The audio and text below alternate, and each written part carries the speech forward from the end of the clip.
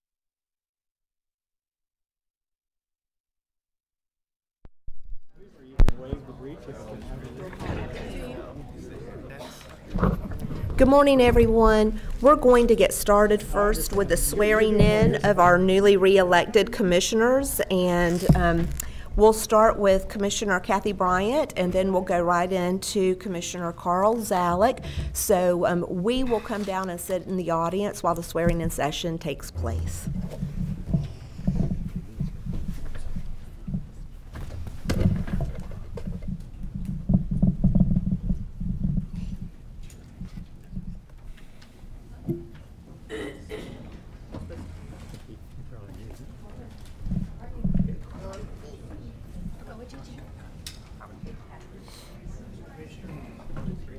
Okay, in case you guys need it.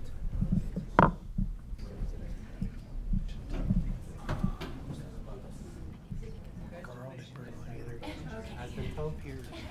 All right, ready? Raise your right hand. Repeat after me. I do solemnly swear or affirm I do solemnly swear or affirm that I will support, protect, and defend that I will support, protect, and defend the Constitution and government of the United States the Constitution and government of the United States and of the state of Florida, and of the state of Florida, that I am duly qualified that I am duly qualified to hold office under the Constitution of the state, to hold office under the Constitution of the state, and that I will well and faithfully, and that I will well and faithfully it's a mouthful, perform the duties of County Commissioner, District 2, perform the duties of County Commissioner, District 2, on which I am now about to enter. on which I am now about to enter. So help me God. So help me God. Congratulations. Thank you.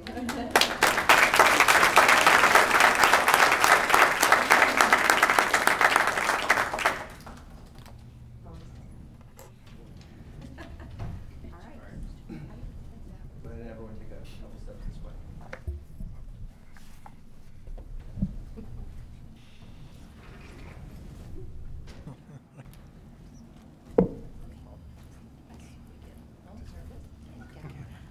All right, over here, 3, 2, 1.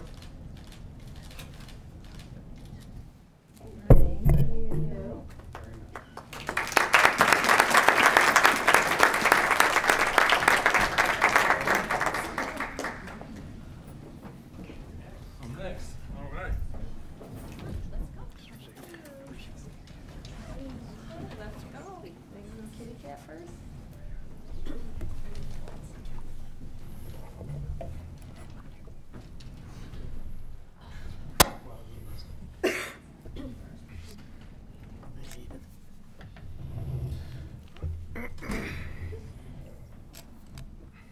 Are you ready? I'm ready. All right. Raise your right hand, if you can. Do you solemnly swear or affirm, I do solemnly affirm that I will support, protect, and defend that I will support, protect, and defend the Constitution and government of the United States the Constitution and the government of the United States and of the state of Florida, and of the state of Florida, that I am duly qualified that I am duly qualified to hold office under the Constitution of the state, to hold office under the Constitution of the state, that I will well and faithfully that I will well and faithfully perform the duties of County Commissioner, District 4, that I will perform the duties of County Commission District 4, on which I am now about to enter. on which I am now about to enter. So help me God. So help me God. Congratulations. Thank you.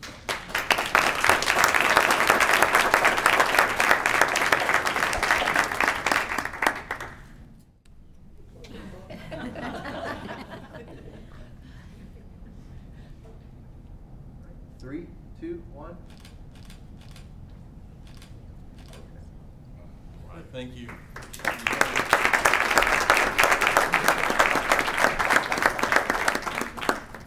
Judge Patty, thank you so much. Yes.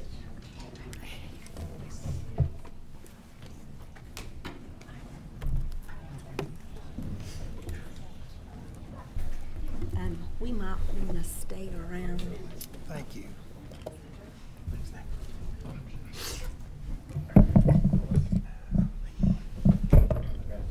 Thank you, David. Hey, by the way, you know, county. I got a new suit. You know that? Yeah. What happened to split vote? Huh? What happened to split vote? Thank you. My very first time officially. Give me to hold that for you. No, I put you at the farthest end. And it will supposed go to mean? in the drawer. She kept the right wingers together. Well, good morning, everyone, and welcome to the Marion County Commission meeting for November the 20th, 2018. And I'd like to call us to order, and if you'll please stand with me for the invocation and the Pledge of Allegiance.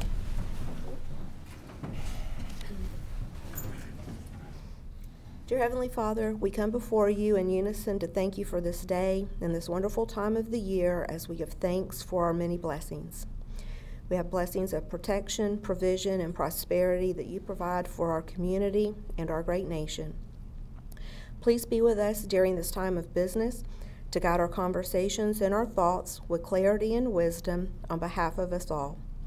May we seek to do your will and your glory. Please bless our protectors and defenders of the freedoms that you have given us. It's in your Son's name that I ask this, and I thank you for hearing our prayers. Amen. Amen. I pledge allegiance, allegiance to the flag of the United States of America and to the republic for which it stands, one nation, under God, indivisible, with liberty and justice for all.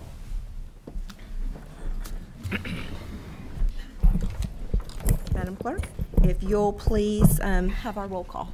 Chairman Stone, Here. Vice Chairman Moore, Here. Commissioner Bryant. Here. Commissioner Gold. Here. Commissioner Zalek. Here. Very good. Well, announcements. Before we actually go into all of our announcements to finish up the order of business of the swearing in, one, I'm very grateful for the swearing in of our two newly re-elected commissioners. So thank you. I'm going to say thank you, public, for taking care of that and bringing them back to us. And I would also like to present to our past chair, Kathy Bryant, in recognition of her outstanding service as chairman, a beautiful plaque. And so if everyone could maybe join me around the front, we'll give her this.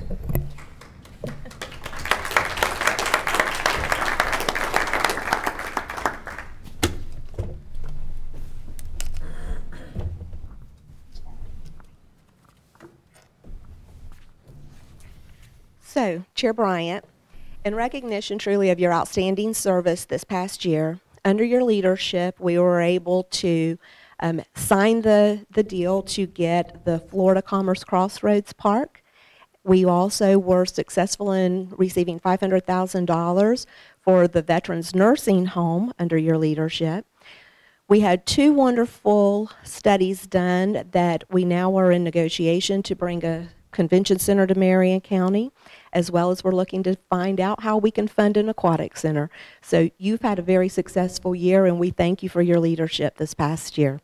So, again, in recognition of your outstanding service as chairman of the Marion County Board of County Commissioners from November 2017 to November 2018, we thank you.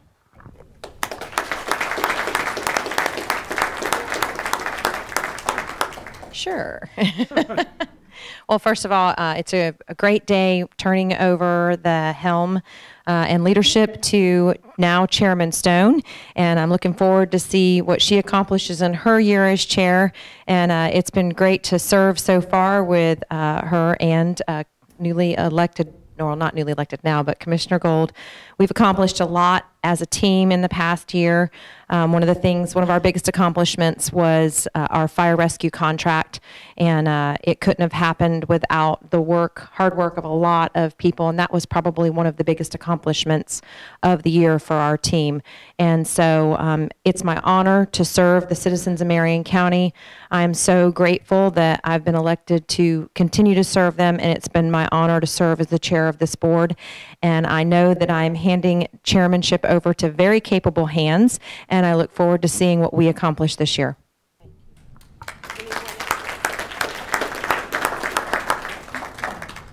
Okay, thank you. We'll take a photo. So happy to get to my new seat. As far away from One step to the right. Thank you.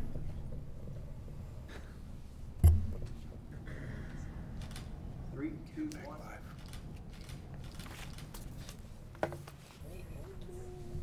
You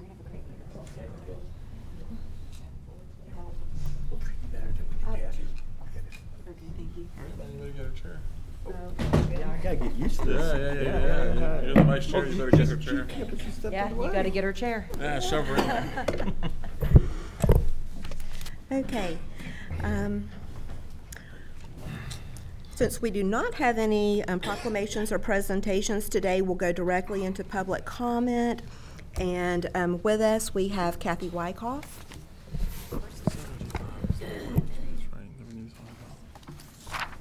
Good morning, Kathy Wyckoff, 723 Northwest 30th Avenue. Madam Chair, I've given a name to my mission, and it is the AHA Project. We all need an AHA moment in our lives, and I'm praying for a miracle to happen today. AHA stands for Awareness, Honesty, and Action. I can only bring awareness, I can only ask for honesty, but only you can bring the action. On November 6th, I once again asked that a workshop be developed for addiction, overdoses, and a treatment program in the jail. There was no direct action taken to establish the workshop, and time is of the essence, as lives are being lost daily. The sheriff can share his future reports when they are released, but let's at least put some dates on the calendar so we can start moving forward. Major Bowen responded to my request and told us on the record that there are 36 self-help programs in the jail, and he's completely satisfied with the status quo. I only know of 12, and they are all volunteer-led support meetings for the most part. The success record for those types of programs are about 5% outside the walls. I brought up the sad fact that there have been 5 recent deaths in the jail, with 4 known being suicides, and the 5th being a possible suicide by overdose with drugs obtained inside the jail. All were deaths of despair and a cry for help. I provided you with some documentation on opiate overdoses that are suicides. Today I have provided you with a penny that shows you just how easy it would be to conceal a lethal dose of fentanyl and smuggle it into the jail. This is not an ounce of marijuana or a pack of cigarettes. It is as tiny as grains of sand on the beach and only takes 1 carfentanil grain to kill. This is an impossible task to detect, with inmates going in and out of the jail every day in the trustee program, with ample opportunity to conceal something so tiny. We all agree we can't arrest our way out of this crisis, and clearly the only sensible answer is what science has proven to be true. Effective treatment for addiction can return the patient or inmate to becoming a law-abiding citizen and productive citizen. Treatment reduces drug use by 40 to 60%. Treatment reduces crime by 40 to 60%. Treatment increases employment prospects by 40%. Drug treatment is as successful as treatment of diabetes, asthma, and hypertension. Treatment does not have to be voluntary to be effective. Sanctions such as criminal justice system can increase treatment positive outcomes. These statistics are from the National Institute on Drug Abuse, and I have provided you with a copy for your records. Self-help programs run by volunteers are not the answer. If punishment and self-help worked, why is our violent crime rate soaring while it is dropping elsewhere in Florida and around the country? Major Bowen said that the inmates are not there long enough to do any treatment, but that's not what other jails have found out throughout the state and the country. The average stay of 42 days is greatly misleading because 95% of the daily arrests blonde out within 24 hours with a court date. There are plenty of potential inmates who want help with their addiction and will be there long enough to make a huge difference. Most insurance companies only fund 28 days for those outside the walls. 42 days are 2 weeks longer than an insurance company will even fund. Follow-up intensive outpatient programming would be available to the inmates in any residential programs that are set up within the jail, as well as the Vivitrol program. The County Commission is completely responsible for the jail and how it is run and by whom. Historically, the keys to the jail have been given to the sheriff with no oversight or input from the commission, community, or even the inmates and their families. This is not the case in other communities, and that is why I asked you that the Public Safety Coordinating Council be established to work on these very important subjects that impact all of us in Marion County. The jail is a very complex organization, but corrections is changing, as is criminal justice science around the world. If the sheriff wants to run the jail, I am all for him continuing to do that. But I do think that communities should be able to know what exactly is going on behind the walls and how we can more effectively change behaviors through addiction science. It will make us safer and more just at the same time. If the sheriff prefers, a private vendor could run the jail, and they are specializing in offering effective programs as part of their contracts. It could be an option for Marion County to consider if it would save lives. The question, are you in agreement that NA, AA, and punishment is a standard you as our representatives wish to endorse for addiction treatment in our jail? It's not treatment. A workshop would be an appropriate way to address the question, since it's life and death to many of us in the community. Thank you for your time and consideration. Thank you for your comments, Ms. Wyckoff. I believe, as we heard at our last meeting, that Sheriff Woods does have a study being conducted as we speak during this time, and we do expect that we will get the results of those study in early next year. So thank you again. Well, I'll tell you, I've made my first public mistake, and that was I failed to provide announcements, so that takes the pressure off right away. I'm going to go ahead, though, and finish our public comment since we've already started, and then I'll come back and pick up those announcements. So with us today also is Mr. Roger Nechtel.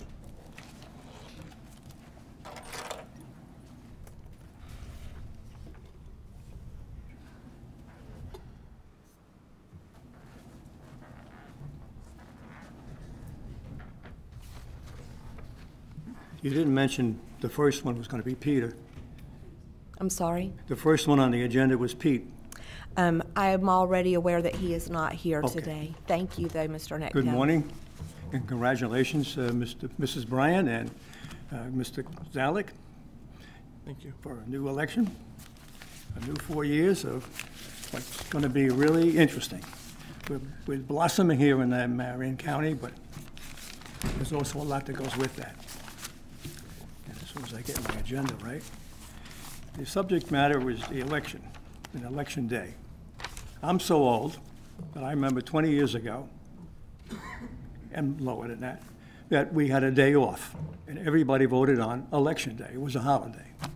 You voted, you went with your parents or by yourself, and I went with my parents when from 8 years on, I went there, watched them vote. I never knew what my mother voted for. I never knew what my father voted for. It was strictly between those two. Today, we're going to more and more into mail ballots, and that's going to be a family vote. It's not going to be an individual vote. Just the pressure is such, it's going to be husband and wife voting together on things, in most cases. In regards to Election Day, a couple of years ago, 4 years ago, you also had a county commissioners meeting on Election Day.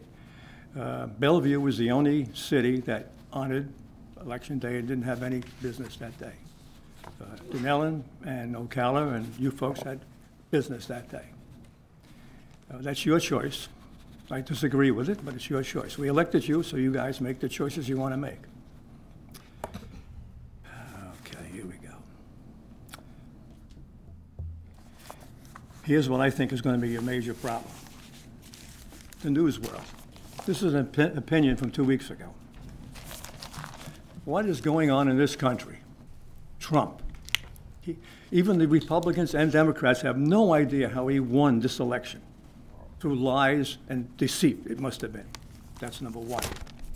Number two, fear is Trump's weapon of choice. What do you think of that one? Hate crimes are part of America. And last but not least, too polluted is our water. I mean, how negative can you be?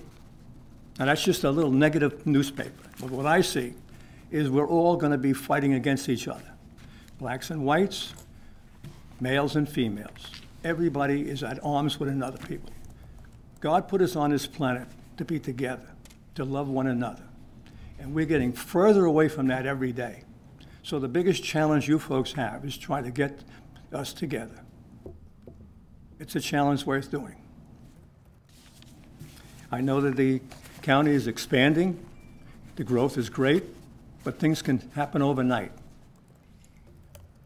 So that we really have to really think about us, the people, our human beings. Church is less and less.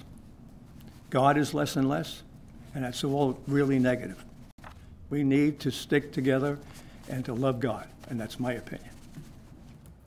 And I probably had other things like, oh, by the way, the only good thing, but I don't think it'll ever happen, Trump has signed off on a major reservoir project on the south of Florida. You know, I'm a great one for reservoirs. You know, New York City has enough reservoirs to bring in 1.5 million gallons a second into New York City. It feeds a couple of lakes, you know, like the one that's in Central Park, one in Brooklyn and one in Queens are natural, not natural lakes, they're man-made, but there's enough water coming from upstate to do that. Reservoirs are certainly a better option than trying to take the salt water and take the salt out of it. I mean, that's some of the theories we have. I think I said it all, but when I sit down, I'll realize I've missed something. God bless you. Thank you very much, Mr. Nectel, Oh, and and God by the bless way, you too. one other thing, there's a phone booth midway on the 92nd loop. Who put that one in? As you go from what used to be, is now 35, and you go towards into, it'll come to be Summerfield, midway, there's a phone booth there. I think it's somebody's private property. I think they stuck it out there, didn't they? Well, it's a long pole with a solar panel.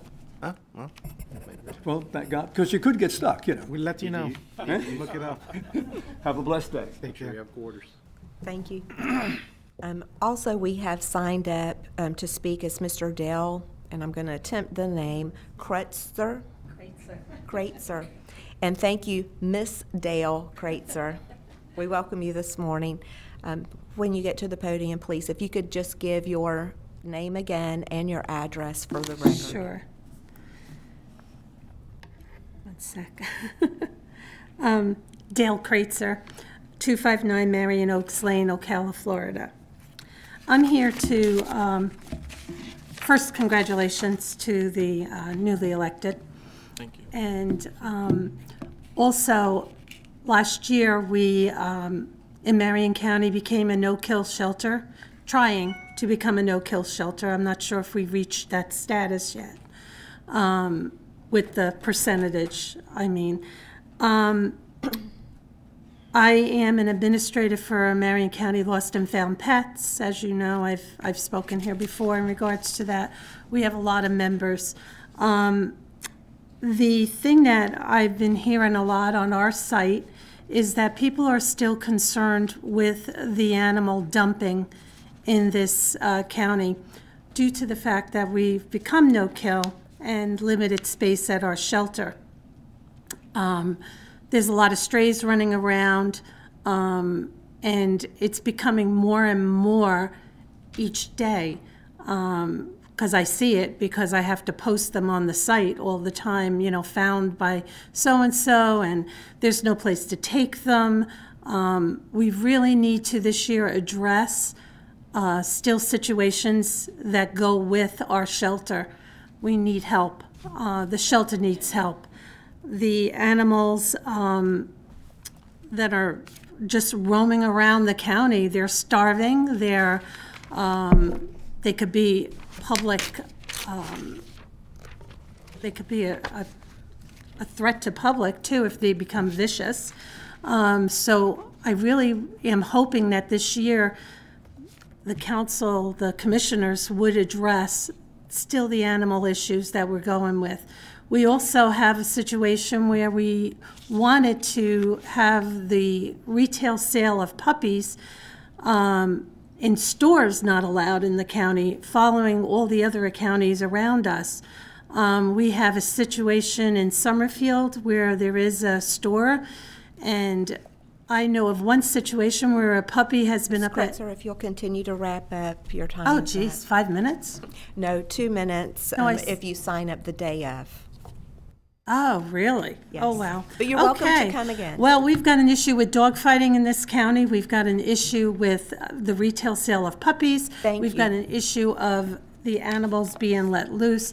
And we would like an evening meeting. I know that you guys say it didn't work, but it's a new year. Thank you very much for your comments this morning, and I hear what you're saying. The pet dumping is something that we certainly wish we could control people's actions, but we will continue to try to educate. There's many spay and neuter that are taking place in the community, and we're offering spay and neutering at a very low cost for those who can't afford to do it, so that we can try to limit the pet population. But again, thank you for being with us this morning. Okay, but animal control... Thank you for being with us this morning. Okay. Do we have anyone else in the public who would like to speak this morning? Absolutely, 2 minutes is too short. 2 minutes too short. 2 minutes is all you get, though. I know. Thank you, Mr. Stackman. Speak afterwards, too. Yes, we can certainly, we will be taking public comment at the end of our meeting today, if you'd like to stay and have some additional comments. Thank you, Mr. Stackman. If you'll give your name and Jack Stackman, 15109 Northeast 248 Avenue Road, Salt Springs. Speaking on agenda item 4A. This is where the sheriff is returning unexpended funds. Just a couple of comments. Here we got a couple $1 million, almost $2 million worth of unexpended funds.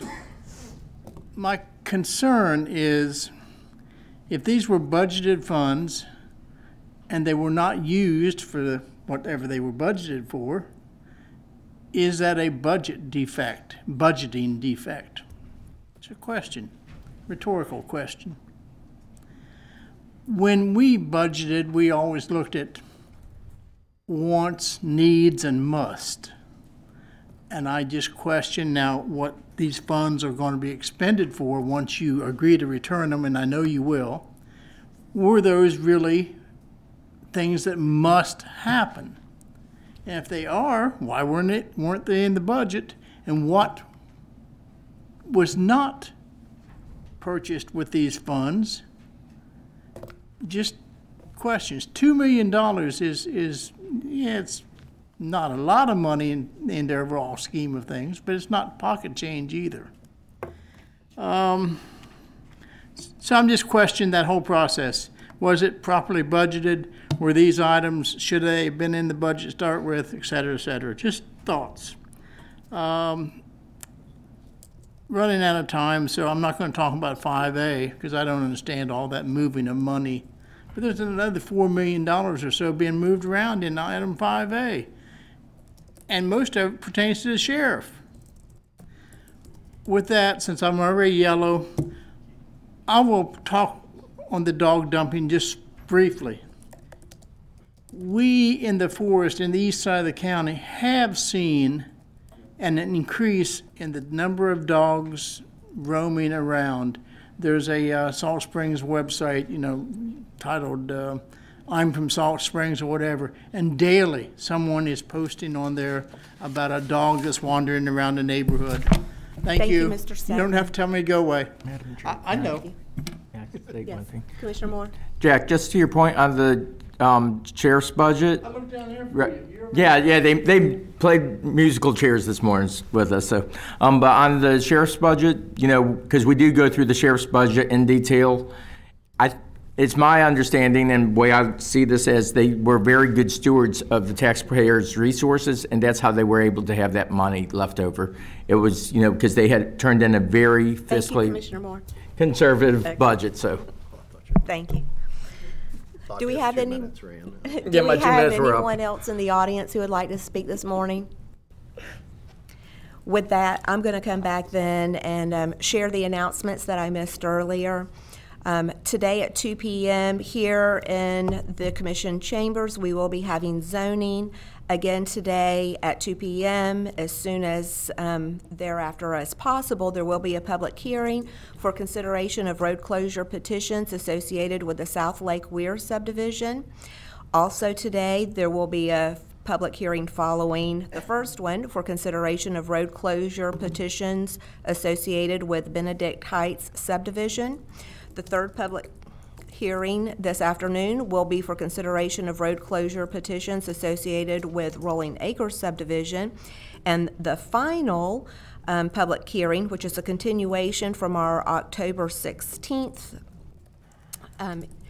time frame, is to reconsider adoption of a resolution to close and abandon the portion of the unnamed 15-foot wide half street located east of Hunter's Ridge subdivision. On November the 27th at 4 p.m., there will be the Ocala-Marion County Transportation Planning Organization that is regularly scheduled for the fourth Tuesday of every month. And November the 27th through the 30th, I believe there will be several commissioners that will be out of the county to attend the Florida Association of Counties Legislative Conference that will be held in Hillsborough County. On December the 4th at 9 a.m., we will convene in here for our regularly scheduled commission meeting for the first meeting of the month, the first Tuesday meeting of the month. And December the 4th at 10 a.m., there will be a public hearing to consider resolutions adopting the intent to authorize use of uniform method of collecting non-ad valorem assessments. So those are the announcements that we have for the record today. Again, thank you for the public comments that were shared, and we have taken note of some of those, and if you do have any additional comments that you'd like to speak with any of the commissioners one-on-one, our assistant is next door, Nadja Griffiths, and she'll be happy to schedule some one-on-one time that will also extend your opportunity to speak with us more privately and in greater detail. That being said, there are no minutes to adopt this morning, so we will now move to our constitutional officers. So moved. second. That's a motion by Commissioner Bryant, second by Commissioner Moore. We'll call for the vote. All in favor? Aye. That motion carries unanimously. And Mr. Woods is not with us today, but I believe we have Jerry Holland, who is on his behalf this morning to talk about item 4A.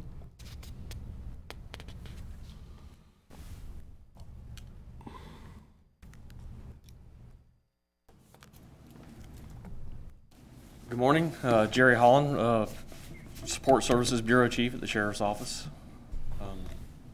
Were you going to ask me questions? Well, Jerry, you and I had some conversation about the returning of those funds, and if you'd like to maybe address Sure. the sharp pencil that all of you use over there whenever you are spending taxpayer dollars, and why those funds are available Sure. to be returned, and your plans for them, and then some detail that we talked about. Okay. The first item that we were looking to use some of the return funds for is to buy a new records management system. It's a software that we handle all the records. It also has several modules for like the civil and some other stuff. The one we have is antiquated, and we really researched them, and we think we got a good price on this one. The second item is when we found out we had a new site at the Visitors Bureau Center for a backup emergency operations center, we found that it was a good opportunity to do a backup for our IT system as well. We don't have anything like that, so should something happen to the data center at our main operations, we'd be shut down. We have tape backups off-site, but we don't have the network to run them anywhere. So that's what we were looking at, using that money to build the network so that we would have a viable disaster recovery site. The third item is in the property room at the jail. We have a detention deputy that sorts all the property by hand, and they store it. This is kind of a conveyor system where it's packaged, it's numbered, and it's stored in the property room at the jail. So it's all the inmate stuff. That's something that we put off for years, and we decided we had the money, we could try and do that this year. That were the three items. Thank you. Well, and Commissioners, I also had an opportunity to get to speak with Sheriff Woods. He's not able to be with us this morning. He did speak about the efficiency that items 1 and 3 would bring to the jail that would also be an enhancement for staffing with Marion County. And then I had some opportunity to speak with our county administrator about the backup emergency management system. And Mr. Boynez, do you have some additional detail you might could share about that? Yeah, Commissioner, we have in the sales tax plan a project for 18-19 this fiscal year to renovate and upgrade the bottom floor at the Wells Fargo building to be a backup EOC. It does include renovating this whole floor and adding desks and workstations for emergency management and for the 911 communication, in addition to a conference room. We also have a lot of IT work being planned in on that floor. So I'm not sure exactly what the sheriff is planning on doing, but maybe we need to coordinate that and have to discuss it. Some of that work may be included in the sales tax project. Sheriff Woods indicated his agreement to set aside those funds for the emergency management piece, that we could put those over into a reserve until we had a chance to look at all of that equipment and ensure that all of those needs would be met. So with that, Jerry, are you suggesting that we follow that lead and move those funds, which would be for a total of $966,314 into that reserve until we worked through all those details? Absolutely. I've got a question. I think we're a few months away from also getting a jail report. So my concern was, before we start, putting these things in sequence, maybe the best thing to do is wait 2 or 3 months, make sure we get the jail reports back, have a workshop with the sheriff, and make sure that all the priorities are on the table before we spend this money. Just a thought. Question. Yes, Commissioner Gold. The jail management system that you're talking about for them, that's still for the property room? That's the Yes, property room where they take in, that's pretty Yes, much sir, when they book them into the jail. Yes, So sir. that might be something that wouldn't even be addressed by the usual jail report at all, would it? because that's property coming in. That's the inmate's property, their personal property when they come in. I wasn't It thinking has- that, I just don't know what, again, there may be a retrofit that's suggested, there may be a different way, there may be a couple positions that they would like to add. I don't know what it, I don't really know what the jail report could hold in it. All I'm saying is I don't think we have all of the, I don't think we have all of the information today. And we could, I'm just saying, we could regret spending And then $1 million now and not having it in 3 months from now. That's all I was saying. We do have Major Bowen in the back if you'd like to come forward and share some additional detail, Major Bowen.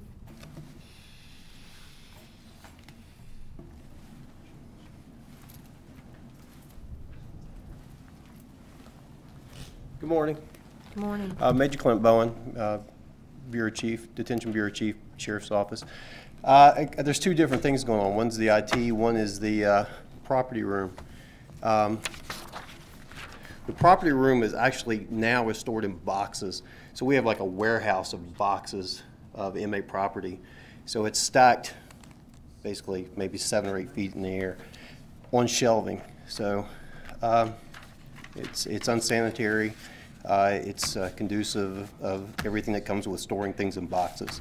So the movement there is actually to go to a conveyor belt system, like a laundromat, dry cleaning, those type of systems.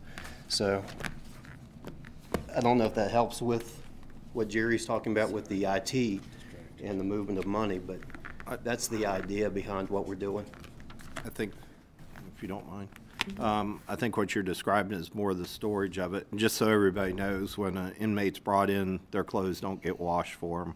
They don't get stored. So whatever they have and they bring in gets boxed up there, and that's where he's come about the unsanitary part. But this has been a issue for a long time. And also it's accountability, because once they bring it in, that property's now the responsibility of the jail too, to maintain it, correct? It's Did more, they it's get more the same- sanitary. You know, if it's extremely soiled property, then, you know, clothing, homeless people that maybe have soiled clothing or other items that need to be cleaned, we do clean them and store them. But in the end, they're in a cardboard box. There's a concern for a fire hazard because it's cardboard. We've done it this way for years. We've had strategic planning after strategic planning long-term to make this happen, because it is what most facilities utilize if it's available to them. We've never had the funding or the opportunity for funding. We've kind of kicked the can down the road every year. We target it to see if we have funding every year. Every year that we look at it, we readdress it and we get new quotes, and the quote goes up every year. It goes a little higher. So we actually have quotation to do the project now.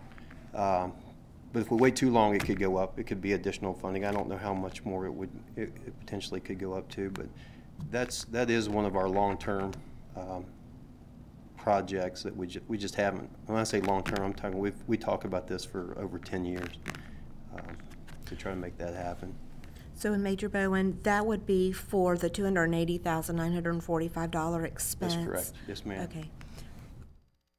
Very good. I really can't talk much about the IT stuff. It's Yes, a little, Commissioner Bryant. Madam Chair, I mean, each year the sheriff, if he has any leftover funds, we allow him the flexibility to present those funds to us, and then we turn them back over to him.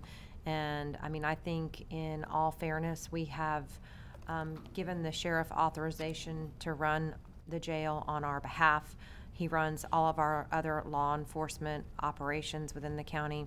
I think that it's probably in the best interest for us to let the sheriff prioritize where he thinks any of this money is best spent. He's done a very good job thus far, and I personally have the faith that he's going to continue to take and prioritize where he needs to spend his money. I appreciate that. In talking with Sheriff Woods yesterday afternoon, he did recognize that there could be some opportunity with the emergency management, and he was okay, should this board elect to pull out that $966,000 for the reserve account to ensure that we were not duplicating our efforts on that emergency management set up. So I will leave that with the board's discretion on how we move forward.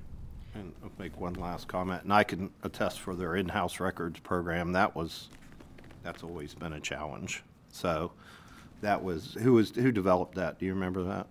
Well, back when we had the Abbey group, we had theirs, and then EIS came in and took it over for us. So we've kind of just been holding it together since. It's groups that they've hired within, so that's a need. And like Commissioner Bryant said, they spend it well. They do what they need to. And I'm sure that now that we've had this discussion, that they can all get together and have some more discussion to figure out if there's any things that we don't want to duplicate. So I think that it's good discussion to have. I do have a question for you, though, Major Bowen, only because I'm curious. Okay. So you're going to a conveyor belt system, so then will you store everything in bags? Yes. Okay. They would be, they're closed, they're plastic bags, so that is part of the quote, the price of the full unit. And then we would give them the bags as they leave so that we're not trying to sanitize or anything those bags? We sanitize, the bags will be cleaned, and, I mean, they're sealed, they're like a clothing bag, Right. like a suit bag. And then those items that, of course, like everything, gets cleaned after the use. Interesting. And they're reintegrated back in. Okay. But Very good. it's a better organization, and it's better accountability for our property room. We have property rooms like an evidence room. Mm-hmm. Everything there has to be accounted for 100%, so. I do believe that both the first and third bullet point definitely are items that are going to bring efficiencies based on the conversation that I had with Sheriff Woods. But again, Mr. Holland, do you have anything else you'd like to add? No, ma'am. We'd be happy to work with the county administrator, and just so everyone is clear, it's not the emergency management center that money's for. It's for a disaster recovery site for the IT. So it is a separate item. I myself was confused about that at first, but after I sat down with the IT people, it's to back up our IT system, not for emergency management. So. Okay. Similar to what we're doing in the county, correct? Correct. Okay, very good. Well, that's good clarity for us. But we'll be happy to work with them and make sure that we aren't duplicating something. I'll bring it back to the board. I'll make a motion to approve the $1,912 or $1,912,199, and to move I just need that amount to go into the reserve for item $966,314. to go into the reserve. For the time being. Yeah. For the time being. Right. Second. Okay. Any further discussion? All in favor? Aye. Any opposed? That motion carries unanimously. Madam Clerk, did you get the first and second? I'm sorry, I didn't. Okay, thank you. Okay. Thank you for being with us, Major Bowen and Mr. Holland, and also Chief Douglas in the back as well. Okay. Next, we will turn it to our Clerk of the Court, Mr. Ellsperman. Good morning, Madam Chairman. Congratulations. With that vote, I just want to clarify 5A1 and with Mr. Tomich, 5A1 and 5A8 and 520A22 are the sheriff's transfers of the money. So with that motion, Mr. Tomich, 22 needs to be correct. Removed. So Michael Tomich, but well, not removed. Or changed, put it that way. Yes, please. Michael Tomich, Budget Director. If the board would, in their motion, amend Budget Amendment 5822, so the transfer to accounts, rather than going to operating expenditures and capital outlay, would be going to the MS2 for law enforcement reserve for contingencies. And I submit the rest 1 through 23 for budget approval. So moved, with 5822 being transferred to the MSTU for law enforcement reserve account. Second. Thank you, Commissioner Bryant. Commissioner Moore, all in favor? Aye. Any opposed? That motion carries unanimously. Thank you. Thank you, Mr. Tomich. 5B is the approval of tax increment financing districts as approved in the budget of $726,712.57 for the listed cities that are on the agenda. So moved. Second. Thank you. We've got a motion by Commissioner Bryant, second by Commissioner Moore. All in favor? Aye. Any opposed? That motion carries unanimously. 5C is a request the adoption of the deposit account resolutions providing signatures for the chairman and the clerk. So moved. Thank you, Commissioner Bryant and Commissioner Gold. Any additional conversation? All in favor? Aye.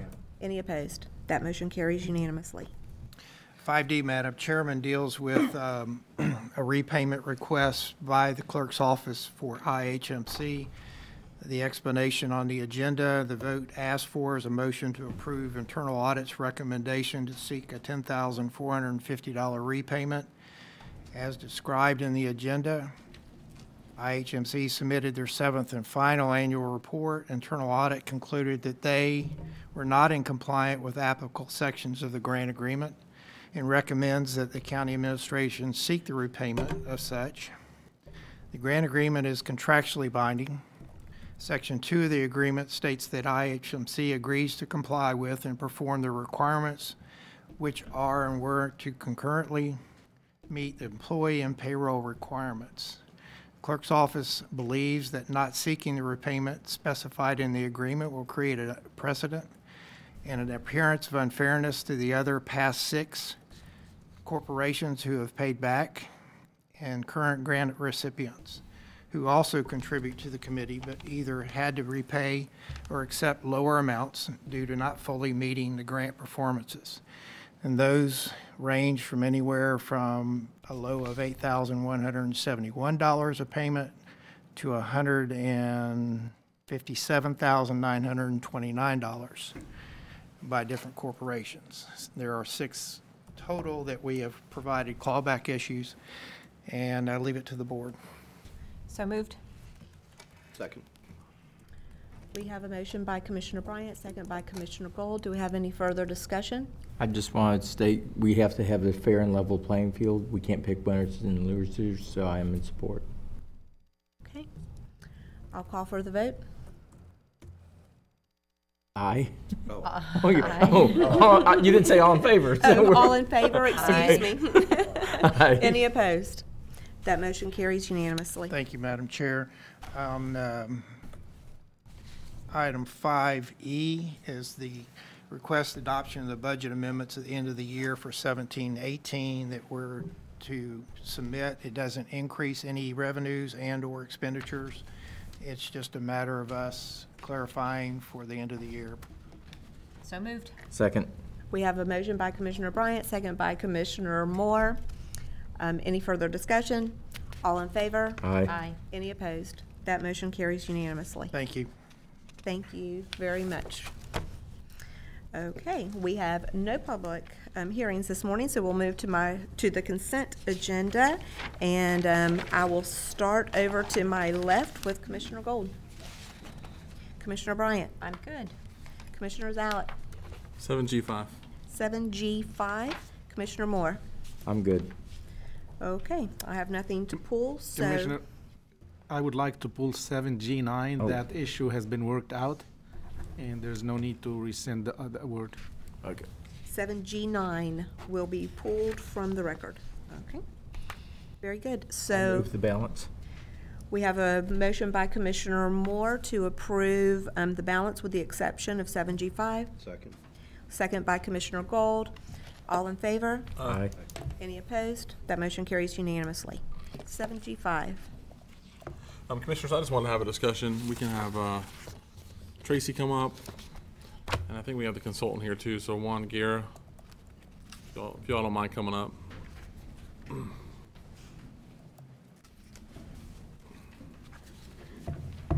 Good morning, Commissioners. Tracy Straub, County Engineer for the record.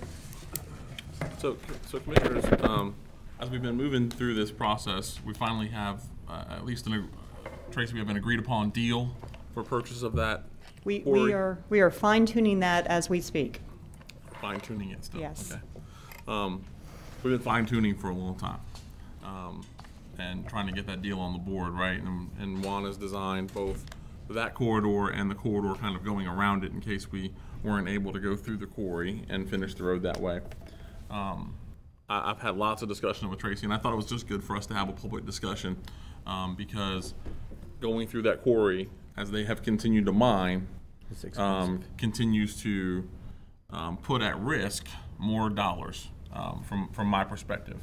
So when I was talking to both Tracy and made a phone call to Mr. Guerra, that this would actually, if I understand it right, would bring us to 30% plans on both projects or both alternative or the way and the alternative? The alternative is, so we have an agreement worked out to go through the mine parcel that we are fine tuning.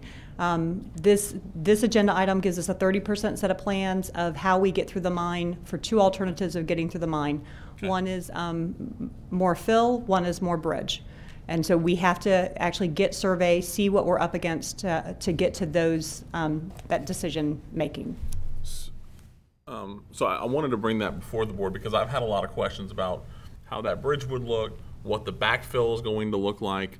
Mr. Guerra, we're talking about possibly 1 million plus yards of backfill, right? Yes, sir. Juan Guerra, 2817 Northeast 3rd Street. Yes, sir. So it's 1 million yards, right? The price of dirt can change a couple bucks a yard and can throw this entire project the other way. So what I was hoping for is by the time we get back, I think by the time we get a 30% plan, Mr. Guerra will know pretty much exactly the number. I mean, really darn close, right? Yes, sir. As far as what it's going to take, what the bridge would look like, what the backfill would look like, and would be able to give us some really good options. At that point, before they bring it back to us, once Mr. Guerra gets done, what I would like our staff to do, if it's okay with you, is I'm really concerned about hedging our bet on the dirt, because the dirt could drive up significant amount. We could say, okay, we want to do the bridge. By the time we get to the actual construction of it, it could be 18, 24 months later. It could be a year later, whatever the number is, and dirt price could have changed, right? So I think in order for us to take the risk of going through the mine and having that kind of yardage, we also need to have a firm commitment from a contractor basically taking an option on the dirt, basically coming back with a price for the dirt guaranteed to us for a certain payment up front. However we would do that, we need to secure the dirt price before we can ever move forward with this project, in my opinion, so that we don't put at risk possibly millions of dollars, in my opinion. So I don't know if we can do it like that, but I was trying to find out if there's a way to secure a price on dirt when we come back with 30% plans. May I? Yeah. The way this project has been structured is a little different than 90% of the projects that we have done in the past, and it's precisely because of the potential for changes and the uncertainty that we have. So instead of designing the project at 30, 60, 90% and complete, we are designing two projects at the same time, one with a bridge and one with no bridge. But we're going to stop at 30%. This will be preliminary designs that would allow us to estimate very precise cost. At that point, we'll stop. We'll present that to you. You make a determination which of those two options you want to do based on cost and whatever else you decide to consider. And once you pick that, we'll proceed. But like you said, the only way to ensure that those decisions that you make are valid even 24 months later is if you somehow firm out the price for dirt. There is so much fill in this project that is very sensitive to the price, and it is uncertain. Sometimes when we're trying to do our estimates for the thing that we presented to you 6 months ago, we found as much as $4 variation in the area. So $4 times 3/4 million cubic yards, you could potentially see a swing of $2 to $3 million in the project. So. Commissioner Moore. Sure, if I may. Just a question. I don't know who would have this, but you know, we're saying the two things going through the mine, because we had discussed before about possibly going around the mine. I know you worked more on that. What if you could go into maybe, because I'm looking at cost effectiveness with that, there would be more eminent domain, but there would be less of this, you know, bring in dirt and such. So did you analyze what the cost would be for that option over these two options? So Commissioners, you all did authorize us to proceed with looking at another alternative, which brought us further north and around the mine. But we've continued to have negotiations with the parcel to the south through the mine property. There is a point where we look at which is financially more affordable, and the component with the mine is still the route that we believe is the preferred route. The cost has not tipped yet to force it to go the extra distance. When you go to the north, Right, you're there's going extra quite a bit of cost. extra distance. But you all had that opportunity to look at that. There's been some other activity on the northern parcel that's putting that into a different financial play as well. So we would start looking at those prices maybe going up as well. So we believe that right now the mine is still your best alternative. But yes, I do need to be mindful of all of that. I think you should request the Baldwins to donate that if they want their development. It would be beneficial to both of us. If they donated the right of way, we'd save $5 million. I believe that they have a lot of activity that they're starting to consider, and I think we'll probably end up in conversations with them about roadway improvements through their parcels. Right. Yeah. They're going to want us to. They're going to want roads, right?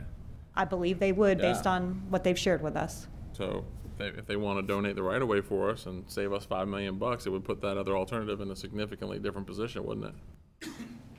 So, are you Although suggesting going that through the mine is the most efficient route for traffic? I understand that. It is. It really does make an impact on the I-75, the approvals that we've been given regarding I-75 because of the relief at the existing interchanges. You don't see it, the traffic numbers don't produce the same type of relief by going around. Commissioner, too, one thing I would like to add, we have been working with DOT, try to expedite the interchange. If we keep going back and forth and change alternatives, and that's fine, we can do that, but keep in mind, that will delay the interchange. Understand. Yeah, I don't want to delay that interchange. Commissioner Gold? Have we discussed any of this with the business stakeholders out there, the ones that are going to be using it? We have not had active conversations recently with your current landowners, your FedExes and your Chewies, your developers in that area that are offering up parcels are aware, and they have been engaged in conversations with us. The attorneys representing them are also representing between the Baldwins and the mine parcel as well. Because that might make a big difference for their mileage, because the more mileage they've got to do. We do recognize that the benefit from a traffic standpoint is definitely the mine route, the way that the traffic flows is, and that's why we continue to pursue that option, even though we did have to have a backup plan to take the way around. I'd like to see some input from them myself, but okay. Every model DOT run for the traffic going through the mine is shown to be the most efficient route. That's why the price is what And actually, I wanted Mr. Boyunes address that. It is indeed, if you were to choose the two, the one that has the biggest impact on what you want to address will be going through the mine. Eventually, we'll be here before you again after 30% design, and you're going to have to decide which choice to pick again. And I'm kind of jumping the gun, but I'll tell you that this option, going through the mine, even though it presents a lot of challenges, and I identify with Mr. Zalak, there is a lot of uncertainty, but the positive impact in going through there is such that I would recommend that the board consider even spending more money through this phase, not just a break even. It's worth a little more than going around. Now, the two options are not mutually exclusive.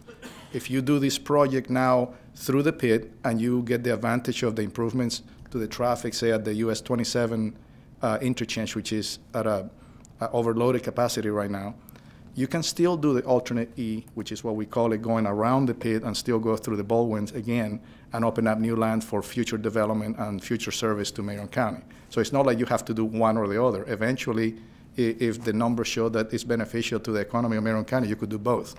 So. So at this time, where we are is I am working with legal. We're trying to wrap up our legal documents, our purchase agreements with the property owners.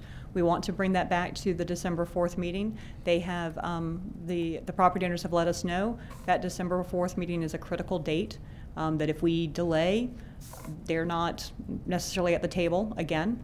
But I think we have everything agreed to, including the area that we want to acquire the property and at the amount that we've agreed to. So you'll see that at the next board meeting. Juan will proceed forward with the design options as indicated, getting us to a 30% level We'll bring it back to the board so we can make a final judgment call based on what we know about the cost and the design implications. Commissioner Zock, we can talk with procurement and see what our options are there. I do know funding-wise, with DOT, we are pressuring them to be under construction in 5 years, and that is pressuring them to be at 5 years.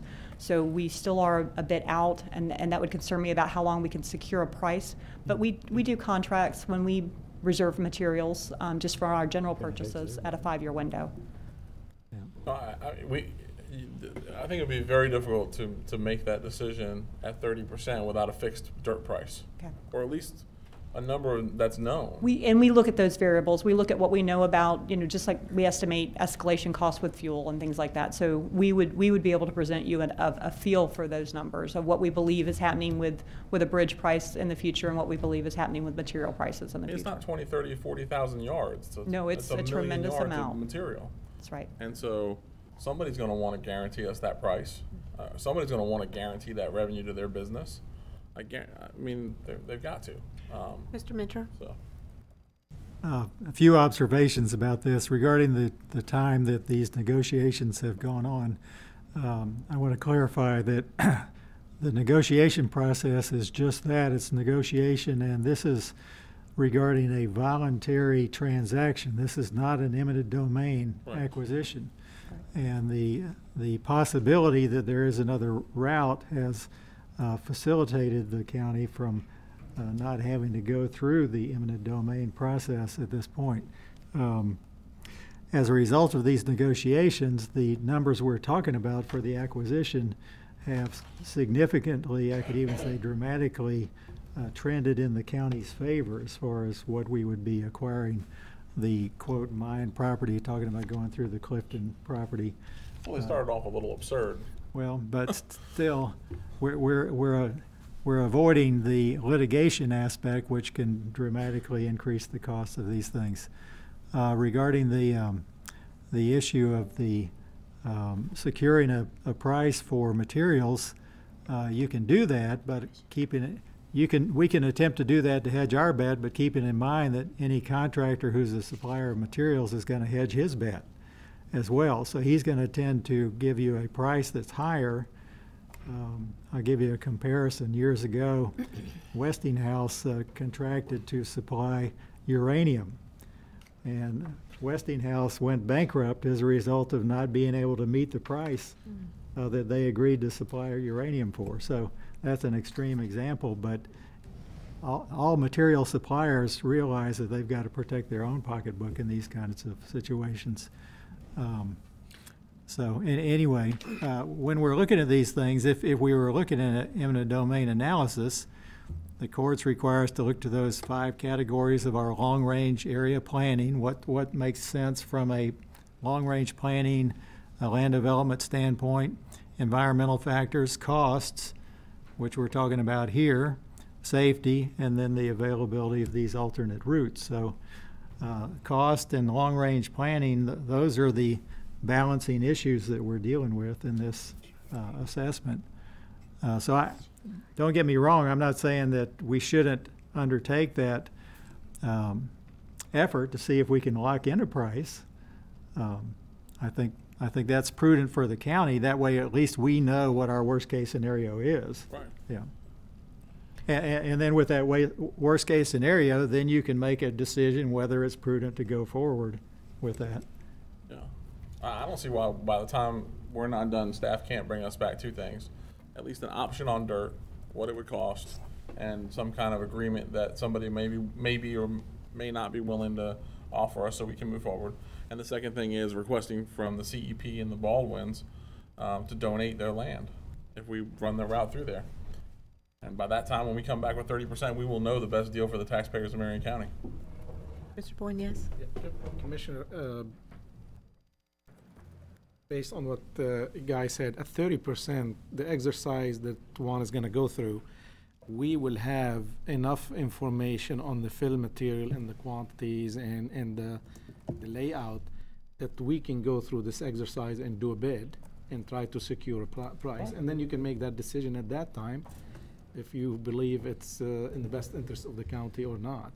Right, but I'm just asking, when they come back from, we can get preliminary numbers by the time we come back. Yeah. We can put out just a request for cost today, and we'll at least have a decent number to go by. And then we can put out a hard bid after that once we decide to go which way, one way or the other. Right? Tracy, is that doable? We'll investigate. Yes, ma'am. Yes, sir. This is doable. So Commissioner Zeller, when you say a request for cost, are you expecting that a material supplier will give us a guaranteed cost based on that request? I'm trying to figure out the level of certainty you're looking for from one of these suppliers. You think we're 5 years out? I believe DOT, Construction? yeah, I don't think you can get DOT there any faster. In our meetings we've had with them, But I'm talking about to build our side and put that dirt in there. for our side, we'll be there. For our side, yes, you are correct. We will be there sooner than 5 years, yes. Absolutely. Yes. Right, so. Yeah, what I'm saying, at that point, and when we have the information and the data and the quantities, we can do a hard bid and bring you real information what it will be. Okay, well then don't bring it back to us until we have a hard bid. Because either we need. On the dirt. Right. On the dirt, because we need to pick the alternative. Yes. Yeah. But if we do that, Yeah. we're not But- gonna be able to sign that. But I think we can. I don't think you can do it that way. By the time, when you guys No, come you back, can't we do it need that a way. price.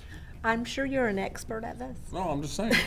I mean, I think we got to lean into our engineer to No, help but- us make Commissioner, I think- decisions. I believe I you've get given me what good you're direction. saying. Let me see what I can do with it and what information we can come up with. Absolutely. And if it is a hard bid that's successful, then we'll have that. But I'll work with procurement and I'll work with legal. And Commissioner, this is to choose between a bridge or embankment.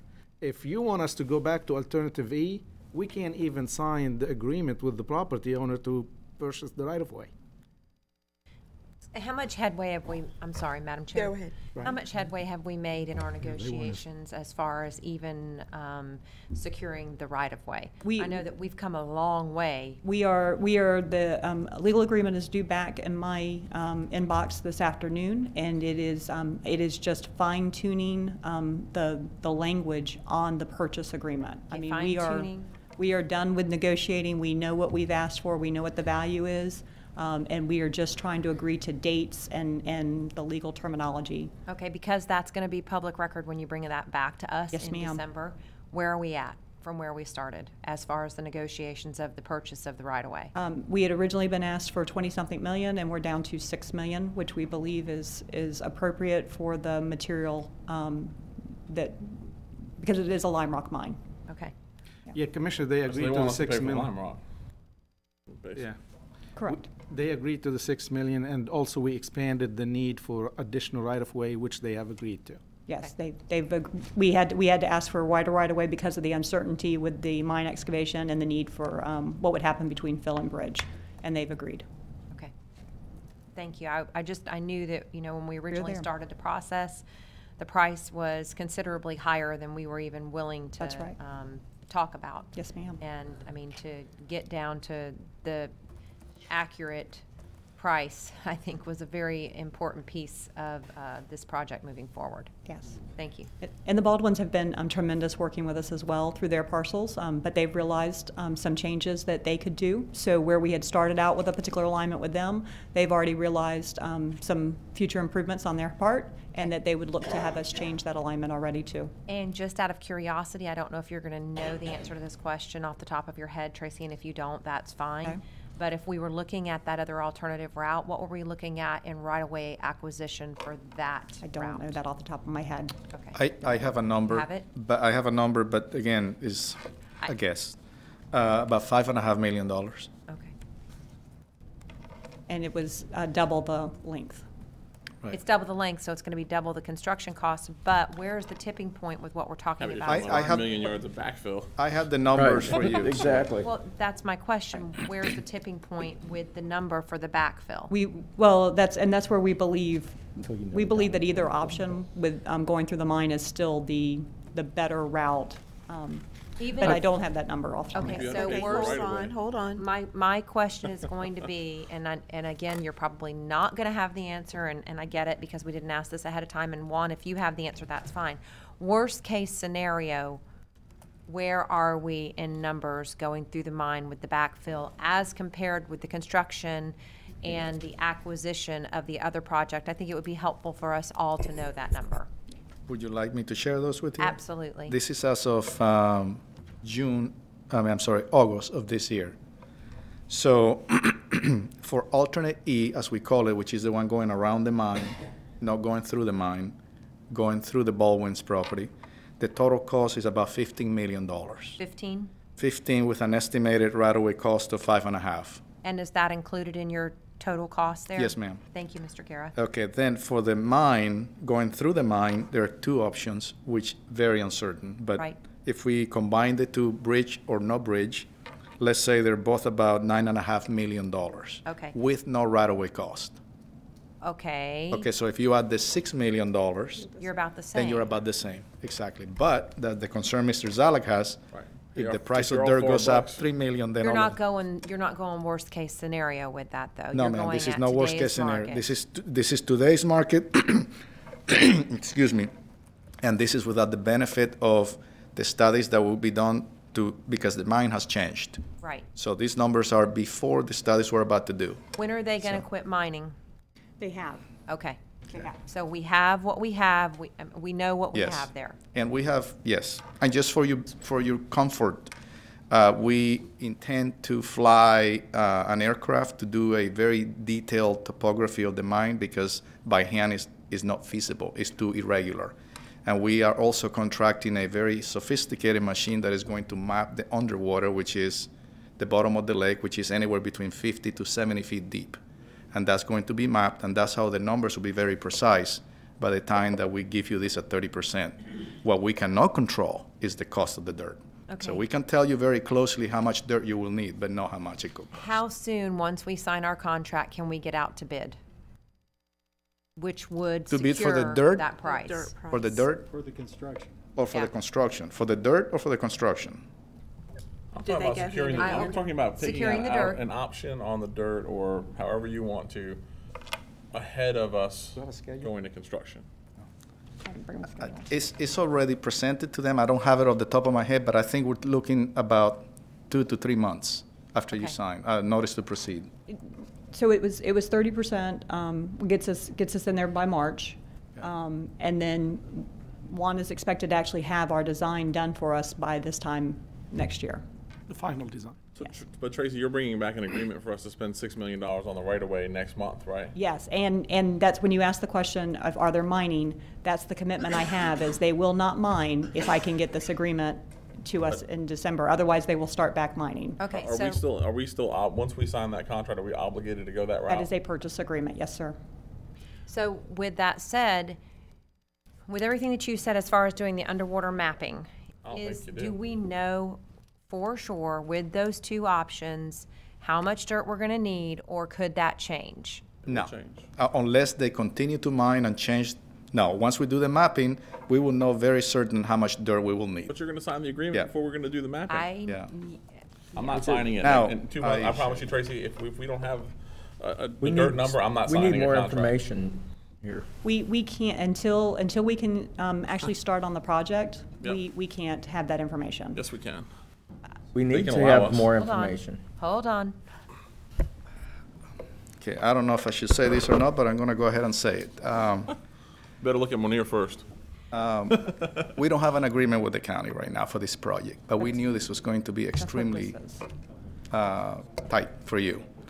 They warned me that I'm doing this on my own, and I did. I already ordered the mapping and the aerial photography or topography for the thing. I think we should probably shave a month because that already has been done, and I should have that in my hands probably in about 3 weeks or 4 weeks.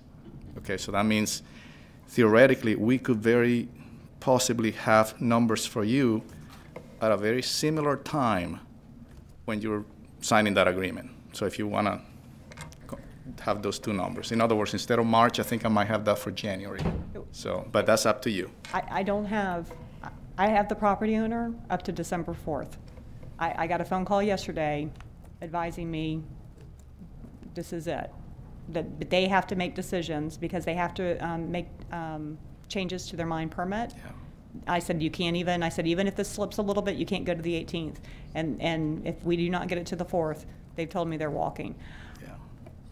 We've been, it's been a cat and mouse. We've been going back and forth for 2 years now, and they may do it. It's been difficult, but finally getting them to the table at the end here, I feel like we've achieved something that we have not seen to date.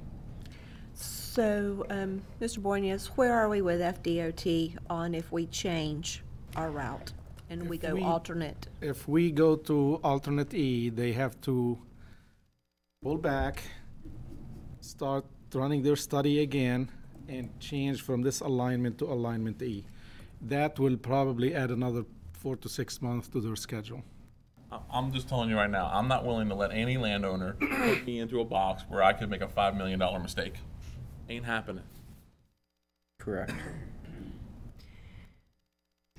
You guys want to do that, that's fine, but I'm not. Madam Chair? Yes. Okay, so based If on they're what out, we're out. I'm hearing, Mr. Guerra, you could possibly have those numbers in 4 weeks. Well, you can't have them by December 4th. Right. That Right. No, I said 4 weeks. I'm talking January sometime. You're talking January now. Maybe, and remember that there is another component that I do not control. We're going to have to hire a consultant that works with us to design the preliminary design for the bridge. So I have to depend on their schedule. I can move it up, but we're talking January, including the month of January. Not to me. There's no way we can do that realistically. And So- Tracy, I mean, I know that you've worked really hard on this. I know that it's been a lot of negotiating back and forth. But I mean, I have to agree with Commissioner Zalek on that. And part of that's not on us. I mean, they've continued to mine knowing what our intent was, Right. which the more they take out of there, the more it's going to cost for us to build the road. And we can't go into a decision like this blindly. We have to know what our numbers are. They've mined it so much, Commissioner Bryant, that Juan can't even send a human surveyor out there to do it. Has to be done by aerial. It's so unsafe. Right. I mean, it's a significant change, and a couple dollars a yard at 1 million plus yards can change the entire factor. And we haven't even asked the Baldwins to give us the property. Okay, so. And they've known what our intent was all Right. along. Yeah. They have. So what's the pleasure of the board? Well, I want to. I mean, we'll go ahead and move Juan's contract today. I mean, I certainly have no problem doing that and letting him continue this work. But you know, and then we'll just continue to work both sides of this thing. If they decide to opt out on December 4th, So and be we it. can't get the information, then that's They their can- call. yeah, they We're going to can go the walk. other route. Let me try to summarize my understanding. We go with Juan, let him start doing the Yeah, let him design. start. We talk to the Clifton that we are not willing to bring this contract forward to the board until we have the 30% plans. Correct. And we know, and we know exactly what the fill dirt is going to be and the price. That's Correct. At the same time, what I'm hearing, you want us to go back to alternative E and start Talk with the evaluating Baldwins. that again and talk to the We just Baldwin. want you to get an agreement from the Baldwins. Because the Baldwin, they They'll requested donate a the- different alignment That's fine, but than ask what them. we originally looked at. So have Juan work on both of them. I think that you can Bryant. continue the course that we're on unless we see, I mean, you're going to have to go have that conversation. And if they tell you we're done, then you know what you need to do. But I think as long as if they're willing, you have the conversation with them, make them understand how we just can't blindly go into this.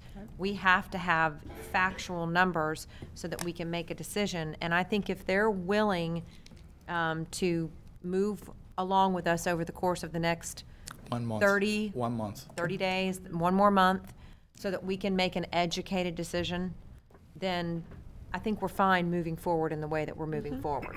I think That way staff we can don't bring- put anything at I DOT. totally agree with you. I think what staff can do though is have ready for December 4th a contract with Juan to look at the new alternative. Because if they want a new alignment, we're gonna have that on an agenda somewhere. Yeah, but we can wait until January for that. I don't think there's a need to rush forward with that until we work. I think we need to stay the course where we are, because that also shows good faith on our part with the property owner. And then better December in 4th. January, we should have enough information to know what we need to do, if we need to change the route that we're going. Yes. But why wouldn't we want to bring back at the same time we're doing this, because we need to evaluate both courses, right? Going through the Clifton Mine and going around it. If we can get also a deal with the Baldwins because they want a different alignment and they'll give us the right of way if we do that alignment, it could be a game changer. But it's also going to mess up what we've got going with DOT, and that's what I'm worried about. No, it's not. We can delay it a little bit, but we can still meet all of our deadlines to be there, especially with a right-of-way donation. If we don't have to go through eminent domain. That wasn't what I heard, so that's why we've had some back and forth with DOT already. They knew we were originally through the mine route. We moved them to the alternate route. They lost time with that. They moved back to the mine route. If we go back to the alternate route, which is now a different alternate route, we won't gain from what they already did. They'll have to go back again. But we're still hooking up to them in the same spot, right? It changes. No, it changes the way you connect.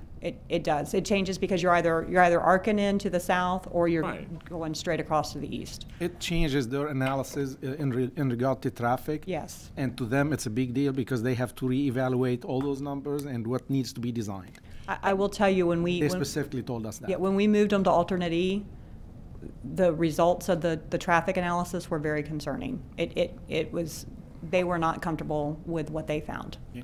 And Commissioner, don't misunderstand me. DOT doesn't have a problem. They will do that, but at the same time, we can't keep pressuring them for time and to expedite the project, and we keep shifting it on them. Yeah. And I think also, wait. like I said, moving forward, if we continue in the direction that we're going, we're asking the property owner, and I know the issues that we've had, but we're asking them, all right, look, we need 1 more month so we can finalize some numbers. That's going to show good faith to them that this is the direction that we're going, that we just need to make sure that we're making an educated decision. Commissioners, and I will tell you, I did try to hold them off until February. I told them it was going to be a February agenda item, and they balked. If they say no, if they walk, they then walk. we know what we have to do. But if their concern is the end of the year or a tax issue, we can mitigate that if that's their issue. So yeah, find out what their issue. Can you find out? It what their appears issue is, appears to be a permit issue. Is all I've been able to glean, and I'm not really sure. What was that? What's the permit issue? Permit issue. They have to make modification to their mine permit, and I guess from what I can gather is they're already overdue on that, and so they're in jeopardy with DEP on that. I mean, we offered the discussion to them, and if they can't, they can't. Okay. We'll move on to another alternative. That's all we can do. Right. Okay. Okay, so we have the item before us. I'll move 7G5. Second. Any other discussion? All in favor? Aye. Any opposed? That motion carries with Zalek and Moore, first and second. Okay, thank you. We pulled Hartman. Are you going to tell us what happened there? Which one? Oh, Hartman Tracy have been able to meet with the contractor yesterday. Madam Chair? Yes. I'm sorry, Monier. Go ahead. Tracy, can you have a conversation with the property owner and come back to us before we start our zoning meeting? And I know it'll be a quick conversation, but can you please have a conversation with them and let them know that, our intent is to go forward, but we have to have these numbers, and that, we'll look at mitigation as far as any other issues they may have. I'll reach out to them. Okay. Yes, ma'am. Thank you. Yes, ma'am. Thank you. Thank you. So we'll continue our... We'll continue this conversation then this afternoon. Concerning Michael Hartman, I spoke with him, and we found out what the concerns were and why he wasn't able to respond to us as we needed to. We made a quick decision because of the agenda deadline and the board deadline. Once we understood all of the issues, it was able to be worked out, and the contract was able to be moving forward just as it was. We did move some time. We had 75 days to substantial completion, 30 days to final completion. He asked if we could give him leave him with 14 days in final completion and move the other days to substantial completion, and that was doable. So we're good with that project. All right, I have a few questions regarding this item, too. Sorry I didn't pull it, but I do have some questions. All right, Bold and Gold. Yes, ma'am. It's been such a fun thing to deal with. So I want to know, moving forward, how are we doing this project? Who's billing for the actual material? And do we have any other projects where we are seeing problems in our ponds due to Bold and Gold? So you all have agreed to a direct purchase, a direct buy. So the county is direct buying the Bold and Gold. And then what happened with Mr. Hartman and what we've been doing with all of the bids since over this past year, we've changed that we do an alternate regarding hauling. So if the contractor wants to haul it, or if we want to provide a hauler. So sometimes they can easily do that because of their own trucking. Some firms can't, and they still have to go out and use an outside hauling firm too. So we've seen it work out both ways. With Mr. Hartman, we've agreed to provide for the hauling. We have not seen the issue that we had on the one project we have not seen anything to that magnitude show up on any other projects. Everybody that has done Bold and Gold has had some has had a need to work through some of the material issues, but everybody has actually overcome them and resolved them amongst themselves. And we have not, the county has not had to get overly involved. We did change up specs to help give the contractor better guidance regarding the compaction on the Bold and Gold. And we've talked with the contractors about what equipment works and what equipment doesn't work. And so we've talked about certain things that you don't put in the bottom of the pond, and then the densities give them a better guideline of what to aim for. Everybody is beginning to recognize that there is loss with the product because just the sheer movement of product around and then the way that they will drop it off on their job site and then retransport it back into the DRA, there is some waste. Our private supplier has been worked that out with every other contractor. It has not come to my attention between the other contractors that have done jobs. They have worked it out. Okay, and Tracy, because it's such a costly material, is there any alternatives out there for us? We have continued to pressure this particular vendor that we want local resources. So the mixture of the product is tire crumbs, a clay, and a sand. Right. Now it's not proprietary, but there's specifications regarding each one of the products. The tire crumb does have to come from a particular location because they've made an arrangement through the patent where they get the tire crumb from. But between the sand and the clay, there are consistencies about the sand and the clay that they have to produce. We have made some changes working with one of our local contractors, and through some of the issues that he had, we continued to ask questions and retest. And we have made some changes to the sand that we bring in as part of the product, which makes more local sand available. But you still have to mix it all at the location unless they can get a mixed plant up here. We have told them if they're going to continue doing business, they need to get more plant availability, more resources. And I understand Marion County's not the only one asking for this. Right. Other places are too. They have not come up with a quality, a product that gets the same treatment quality that the Bold and Gold is producing. We are regularly seeing water quality reduction of 70%, water quality improvement, reducing the nitrogen amounts by more than 70%. On a regular basis. This is really good news for us. There is no other product that is hitting that high in the lifetime. They are saying that this product has a 50-year life on it. The other products that they're coming up with right now, the other item in conversation are wood chips. And wood chips are getting a good nutrient reduction, but wood chips don't have the life, and they don't have a good spec yet identified for the wood chips either. We've asked that question of, could I use all the tree debris? And they said, we don't have it quite worked out what you actually need to have in a chip. And just to refresh my memory, I know that part of the funding that comes for these projects comes from grants. We do.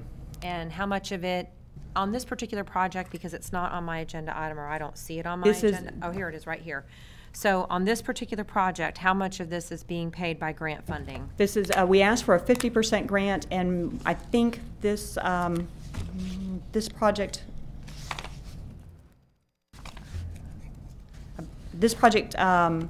some of the, so we asked for the grants, and we're doing the grants about 2 years out, and then the prices began to escalate. So this past year, they will only pay for 50% of what you asked for, and so several of the projects have been running over by tens of thousands of dollars. So this project will get about $330,000 back? Yes, ma'am. In that neighborhood, I may be, because the prices were a little high with our Bold and Gold hauling. We were able to get it down a little bit lower. I know we're right in the range, but we may have to make up a little bit ourselves. And how much are we spending on Bold and Gold? I'm going to get my unit wrong. The material itself? The material I'm itself? going to get the unit wrong. We're in the about $100. I know, it's $100. Is it a square? But they it's a don't do ton. the units like that. No, they sell it by the ton. By the ton. Yeah, They they don't sell it by the yard. ton, No, but it's I not by don't the ton, remember the it's a conversion. different- It's a cubic yard to ton conversion, and I apologize. I cannot remember the number, which one it is off the top of my Depends on head. if it's wet or not. That is part of the conversion too. Yeah, if it's wet, it's a whole lot different. Than Well, that's always a construction issue. I can't tell you. I'm going to blow it. Well, I'm going to tell you this. Yes, ma'am. All right. I am not happy with our provider who we're getting our material from. I think that they are charging us an outrageous amount of money for this project. And while I know that we're getting money back through grant funding for these projects, and I know that they are nitrogen reducing, I do feel like that they are taking advantage of the system. And that grant money is still taxpayer money that comes from our pockets. And so they need to understand that they need to start trying to figure out a way to make this product not cost so much, or this commissioner is not going to be in support of doing any more projects with Bold and Gold, and I'm not fussing at you. So I'm just, you know, I'm a little frustrated with the fact that they are charging us such an exorbitant amount of money for this product. Commissioner, But it's not them, it's the Water Management District. No. The Water It's Management District is mandating the use of Bold and Gold. I understand, but it's a proprietary project. It's a proprietary product, and because they know they've got the market cornered on it, they can charge us basically whatever they want to charge us. Absolutely. It's a monopoly. Sort of like Welcome dirt. to having a patent. It's Go but get your own patent. what we need to go through DEP, because we can come up with something that's very comparable on our own, or there are other providers that could come up with something that's very comparable on our own. Let them go do it, and then then once they do that, we'll have competition. That's true. But DEP has to approve that, correct? Correct, and we have been pushing DEP. They need But they have to get testing on They it. need to get other options available to us, and then they need to, and until they have other options available to us, not require that we meet the BMAP criteria Right. with the stormwater reduction projects. My point, Commissioner, is that we're spending an exorbitant amount on this material, I agree. and that we need to start pushing back because we're paying for this, and they're overcharging us. What are you going to do, though? There are other matter people. what you say. There are other people We're out there that are required. interested and that have said, I could produce a project very similar, or a product very But similar they- to but this the- for a lot right. less than that. So And- we and have to that's start fine. pressuring. We need to start talking with DEP about it. Absolutely, but That's what I'm everybody saying. else has the same opportunity to go to DEP Right. and provide the testing numbers, but they haven't done it. University of Central Florida has done it and then sole sourced it to a person, and they have a monopoly on it. And they're going to charge whatever they want to. And on top of that, the water management districts are mandating we use it. But are they mandating how many projects we do? So, yes and no. Well, They BMAP mandated is. that we met a percentage. Fun. We're supposed to be, we're on that 5-year cycle with the BMAPs. We're supposed to be showing a percentage reduction. But we told them this past year, based off of all the concerns that we were having with the Bold and Gold, they had to come up with other options. And that while they had not mandated that we do projects X, Y, and Z, they've said, you're part of the BMAP, you will meet this percentage reduction. And we've said, what are you going to do to us if we don't meet it? Thank you. So at least those conversations are being had. Okay. And going But back it's to good the for wood y'all to be chips aware. That, are they testing those wood chips that? They have, they've had success in septic systems, and they have tested them in water retention areas with successful numbers, but some mixed results as well. So they are looking for more people to test them. Our only concern with the wooden chips is they don't have a true product. They don't know what they want out of the wood chips. They're testing wood chips, and again, the life on the wood chips, we know they will disintegrate. You'll be rebuilding that pond in probably less than 20 years. Right. Okay. And Commissioner, based on the old discussion I had with you, we initiated some conversation with UF, and every UCF. conversation. No, UF. Oh, no, UF, that's Like to right. see We were if- trying to move if forward they with are that. willing I'm sorry. to do some testing and to try to come up with a new, different product. Every time I have talked to them, they referred us to the study that UCF did and the product they came up with.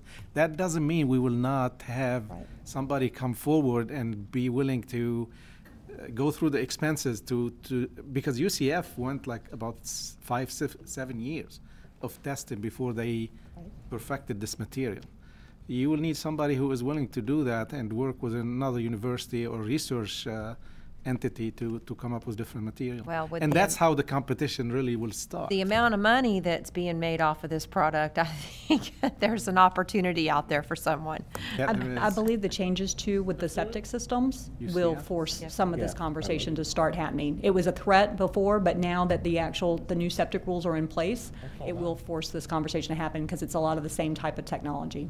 Very good. Thank you. We Thank can you, Madam reach- Chair. You're welcome. We can reach out to other universities too, and Please. We can. Thank y'all. Thank you. Mr. Attorney? 8A. Madam Chair, item 8A is a amendment to our current interlocal agreement with the town of Reddick, by which the county provides code enforcement services to the town of Reddick. As we know, the town of Reddick has a very small staff that they employ, and so this amendment is simply to add some additional services related to junk vehicles and litter and that kind of thing to our services we're providing to them. So I recommend approval of this amendment. So moved. Second. Thank you. We have a motion by Commissioner Bryant, second by Commissioner Gold. All in favor? Aye. Any opposed? That motion carries unanimously. Thank you. 8B is a request for approval of the First Amendment to a contract for medical examiner services. The board will recall that a few months ago we entered into a amended interlocal agreement regarding District 5 medical examiner, by which we added Seminole County to that interlocal agreement. Seminole County is District 24, and then separate from the interlocal agreement by which all the counties will work together to share the medical examiner is the contract directly between that entity in the interlocal agreement and the medical examiner, by which she contracts to actually provide the services. And so this is an amendment to that agreement, also adding Seminole County to that agreement. So it's consistent with the action the board took on the interlocal agreement. Thank you, Mr. Minter. We have a motion by Commissioner Gold with a second by Commissioner Zalek. Call the vote. All in favor? Aye. Aye. Any opposed? That motion carries unanimously. Madam Chair, before we go on, if I could, just if you'll indulge me just for 30 seconds, and that is, you know, with everything that went on with the elections recently, I had the wonderful opportunity of being on the canvassing board. And, Thank you for your work, Mr. Minter. Yes. Well, Indeed. Yeah, Gold, you really skipped that, didn't you? Thank you for volunteering. So what I wanted to say is, you know, notwithstanding things that were going on in Palm Beach County and Broward County and Hillsborough County, I think the citizens of Marion County can be very proud of the operation of Wesley White, our supervisor of elections. Mr. Wilcox. He has a very, very good staff. They all worked very hard. He is very organized during the canvassing. When we got through the machine recount, there was only a difference of 10 votes out of 156,000 or so. And then we went to the manual recount, and that's when you have the representatives of the candidates and the parties literally sitting right across the table from the canvassing board and looking at every one of these ballots that the machine spit out. And the representatives of both parties were very complimentary of how our supervisor did things. There was no acrimony. Everybody proceeded in a professional manner, went very smoothly. And so I just wanted to commend Wesley White. Maybe we could give him a proclamation or something, but he just does a great job. And so I think we can be proud of his operation. So. Well, Very thank good. you again, Mr. Minter, for acting on our behalf on the canvassing board. And between you and Judge McCune and Wesley Wilcox, I was very confident. Yeah. I was saying Wesley White. That's okay. That's going back to another name I worked with in the past. I meant Wesley Wilcox. Well, and we thank you for giving up a lot of your personal time on the weekends to have accomplished that as well. So thank you again. I just want to say in 2020, I'm happy to be on the canvassing board. Thank you, Commissioner Bryant. Hey, one thing I did learn from Broward County, if I'm ever on the losing end of a vote here on the commission, we'll just keep recounting until I get the results I want.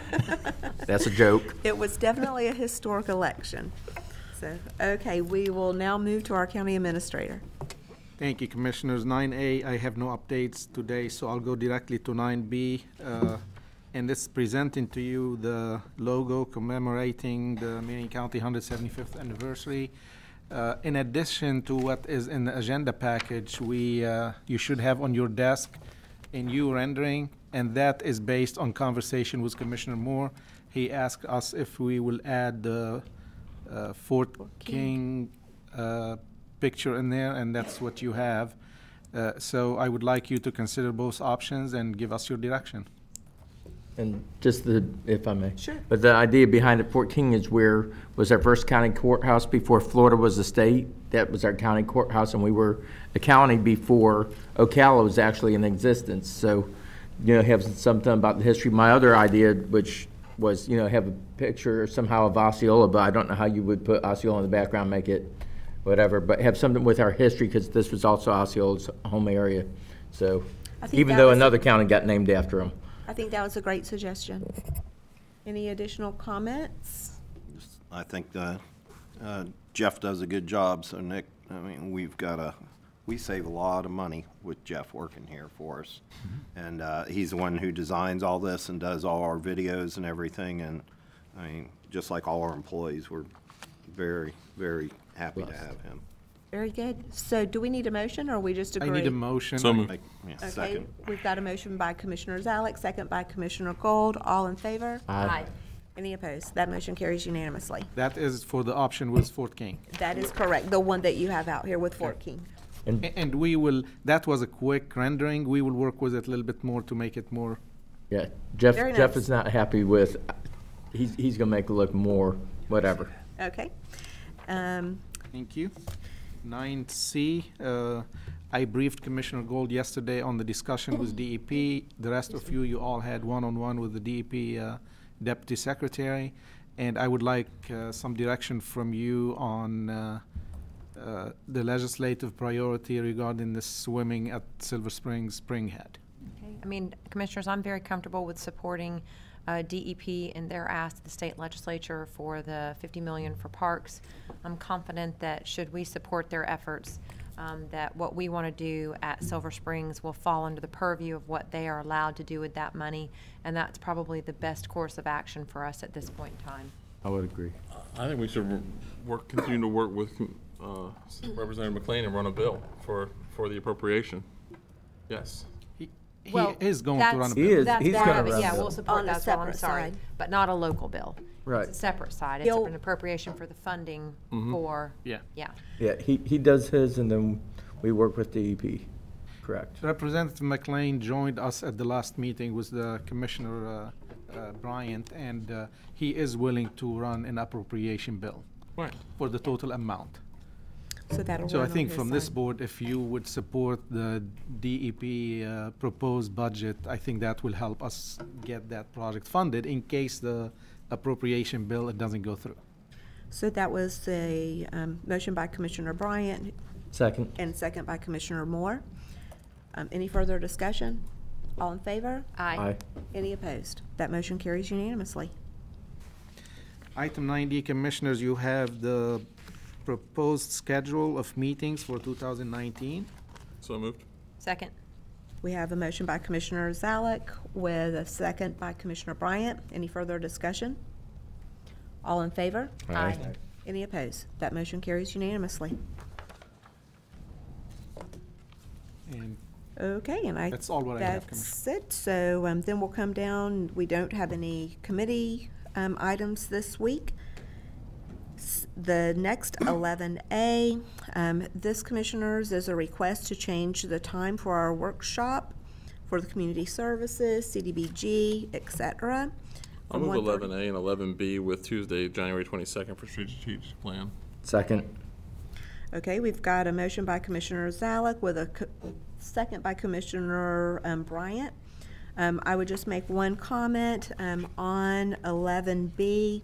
That time frame, I know on the 22nd, Nadja has us worked out with, or blocked out with 2 hours, and I do think we're going to need a little bit longer than that as we paint a picture for our community. So I would just ask that you keep your whole afternoon open from there on. So you want us to put it on your 2 to calendar 5? for the, from 2 to 5? From 2 to 5. Okay. Yeah. Okay.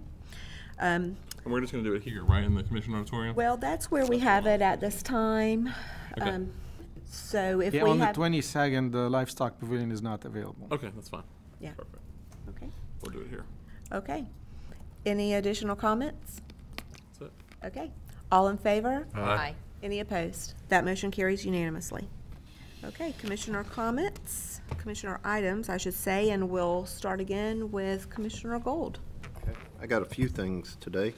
One is I'll address the lady that talked about the meetings and the nighttime part, and I've been thinking about this the whole time, and it's just, I understand a lot too, because if you can look here, if we would switch even a board meeting to nights, the resources it takes to do that is, it's just not an easy thing, because what you see here are the staff that would come in, the sheriff, the clerk, everybody else, plus we have people in the back that are contract and subcontractors that are back there working too, but you know, if it came up to at some point where we did it, just keep that in mind that these, it's not a thing of just throwing a meeting together and putting it out there to have it or a workshop. And we do some that are scheduled ahead, so, but if we find a time where we need to do it, that's a thing I would be in favor of it. But you just gotta understand it's a pretty heavy thing to do.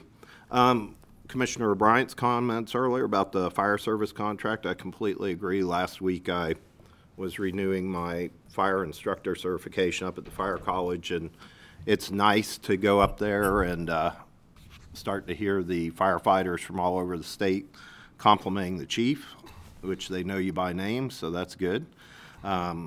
These are a lot of South Florida firefighters that were there, or actually administrators that were there. They talk about that, they talk about the contract, and they talk about the community.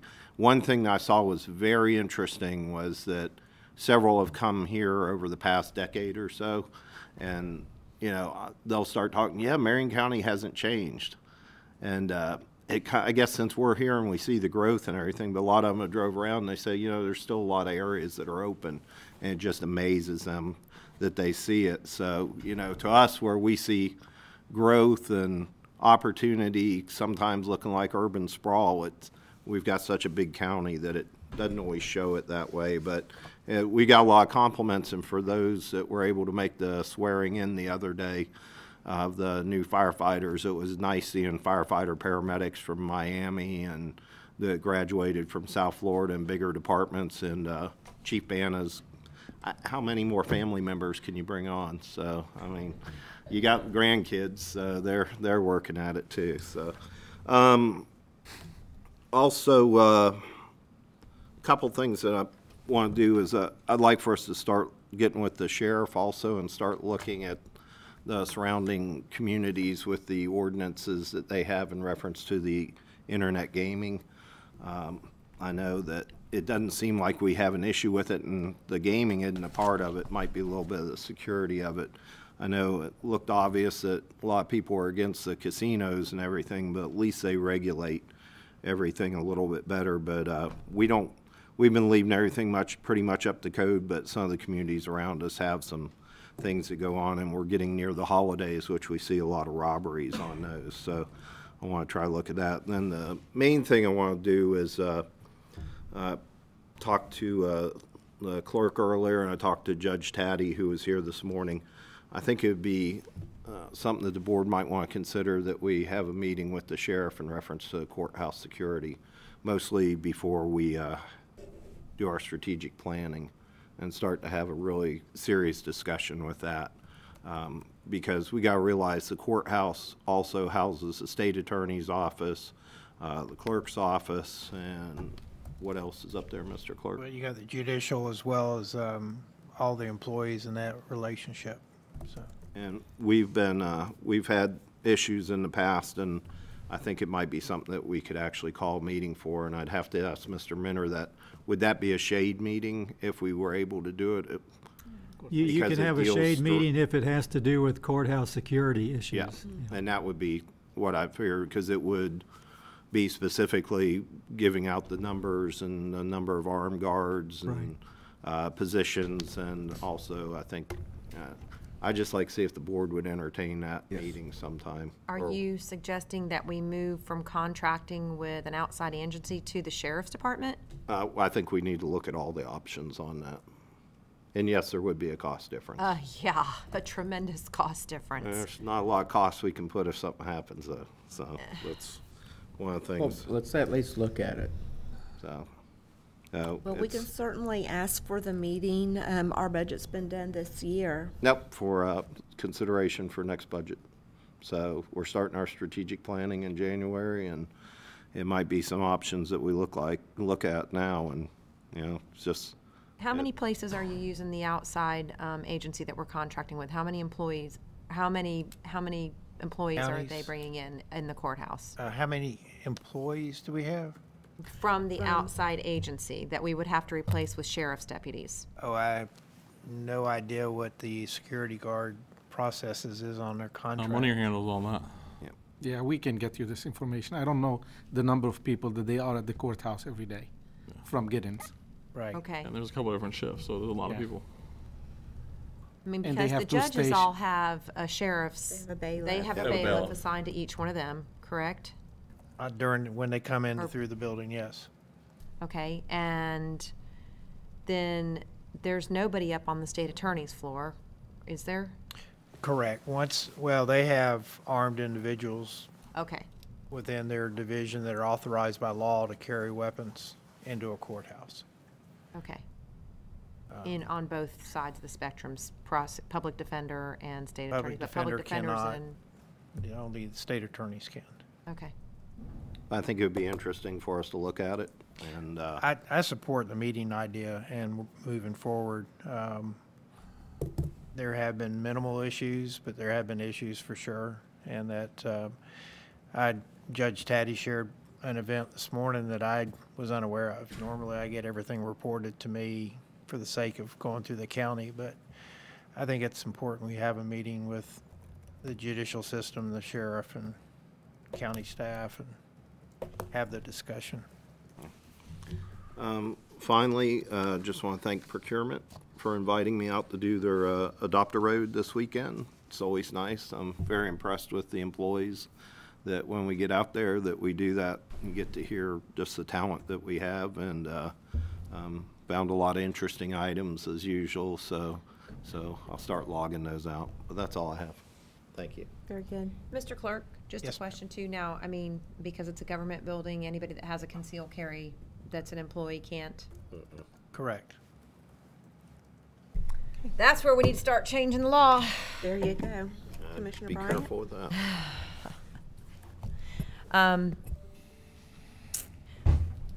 I had something and now I completely forgot about it because I just got a bunch of numbers going through my head right now.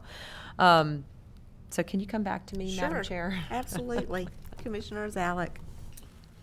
I'm grateful.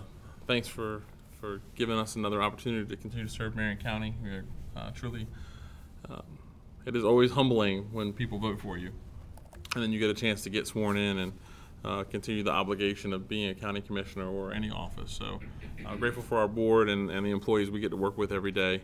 We're making a difference for Marion County, and we're making a great place to live and enjoy raising a family. And so I appreciate that and the dedication that everybody puts in to do that. Certainly Clerk Elsperman and the team here, our budget, Monier, Guy, all of our staff. You guys really do a wonderful job. And I just, especially as we're coming up on Thanksgiving, I want to say thank you. Thank you for making the lives of Marion County's citizens that we are. I don't know that a whole lot of county employees really take it home that we're not just serving constituents, we're serving our neighbors, we're serving the people that we live with, we're serving our families every time we hit the road and go out and patch a tree or patch up road, cut a tree. Yeah, that was going in my mind the right way. It was a stretch. it was a little bit of a stretch.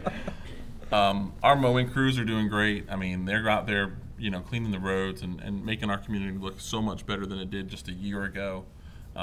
If we recounted all the different things that our employees are doing in utilities, all over the place, our libraries, the different story times that I hear homeschool families rave about, we're continuing to get better every step of the day because our people are remembering that we're not serving just some citizen. We're serving our families and our neighbors. So I really appreciate y'all. Thank you so much, and hope you have a wonderful Thanksgiving. Nice comments. Commissioner Moore. Now with all his flowery, beautiful words, we know why he got reelected. Oh, wow. He knows how to wordsmith. And Commissioner Moore's wife made me flan. So if anybody else likes it, it's also for the other commissioners, but yes. It was just for me, I thought. Well, no, she's got one specifically for you, well, but there is some for the other commissioners as well. Commissioner Moore has a great wife. I agree. She's the best in the world. Yeah, it's an invitation to help me with my flan. Okay. Okay. In the spirit of Thanksgiving, there's a lot of things to be thankful for. With the recent elections, we're thankful we're in Marion County. We have such great constitutional officers here. We have such great commission. We have such great staff. Our first responders are the best in the best county, in the best state, in the best country of the best country in the world. So, the best in the world for our first responders, for our employees. We have so many awesome people that work here in Marion County. Thank you to each of you. One thing I wanted to do, and I can't jotted down my notes, my glasses. With the upcoming commission, our chair, I'd like to make a request. I've really enjoyed with tourist development going out and promoting Marion County. Actually, when I went up to St. Augustine, I'm up in St. Augustine taking a day off, and I ran into some people that were from a hotel chain. So I started promoting Marion County and things, and they were like, yeah, we've heard about that. So I was sitting there and promoting Marion County to try and even get people there to come back to Marion County. It's been just really a fun thing. And by the way, Loretta and her staff does a phenomenal job, as we all know. And the other is the regional planning, the East Central Florida Regional Planning Commission. I've had so much fun.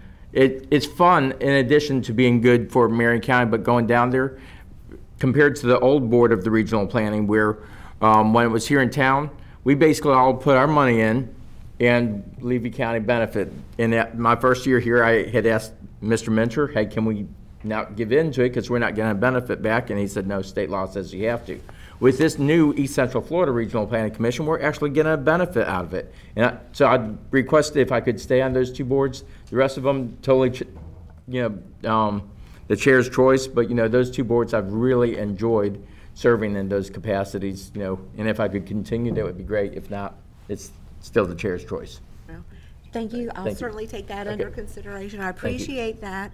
Commissioner Bryan, I'll bring it back to you. Okay, now I know what it was. So also, I've asked Mr. Minter to look at the newly revised ordinance that the city has passed regarding panhandling. We are back on the uptick of panhandling again, and I've had complaints, and so I think that, or not think that, we need to look at that, and we need to figure out if we can come up, if that ordinance would be sufficient for enforcement from our LEOs. So hopefully that'll be coming back to us possibly by our next meeting. Thank you, Mr. Minter. I want to reiterate. Let me see what I can pull out of my pocket. Well, we're going to talk with the city of Ocala and see if what they pass would be sufficient. We also need to coordinate with the sheriff's office since they're the ones out there that have to be enforcing it. Unfortunately, our panhandlers have learned that if they don't hold a sign that says, please give, and if it just says, out of work. Bless you. Need beer. And no, I mean, that Well, they're not breaking any laws. Spaceship. So, anyway, Spaceship if you can work broke on down. that. I want to echo Commissioner Zalek's words. He said it all very eloquently, so I don't think there's any need for me to say all of it again. Just a big thank you to the citizens of Marion County for entrusting myself to serve you for 4 more years. I'm really looking forward to what we're going to accomplish. We've accomplished a lot of great things in the last 8 years, and I know that we're going to continue on the same trajectory. And also, everything that Commissioner Alex said to our staff and to our employees. You guys are awesome. We don't do what we do without you. So just thank you. And I hope everyone has a happy Thanksgiving. I hope we're all remembering the things that we should be thankful. Here where we are, if you watch if you take any time to watch the news, you realize just how lucky we are to be just here in the country that we're in, and the things that we are able to do on a daily basis, the freedoms that we have. I know that we all, myself included, I'm sure we go throughout our day on a lot of our days, and we take that for granted. And it's really a privilege to be a United States, to be a citizen of the United States, and to enjoy the privileges that we enjoy. So happy Thanksgiving to everyone, and I hope you enjoy your families and have a wonderful day. Very good. Well, my comments, I will echo Commissioners Alex. Thank you for being so eloquent, and thanking all of our staff and team out there. Certainly it is a time of Thanksgiving, and we want to thank the citizens of Marion County again for allowing us this privilege to serve them, and I am very pleased that we have our 2 re-elected commissioners that are here to stay with us for the next 4 years. I would just point out, when we did approve the 2019 schedule of meetings, just for record, the March 7th meeting will be the first Thursday and not the first Tuesday for the meeting in March.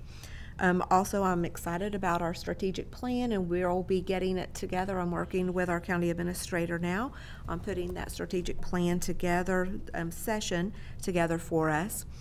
And I'd also like to make mention, in part of our items of record, we got a really nice letter that came to our county administrator concerning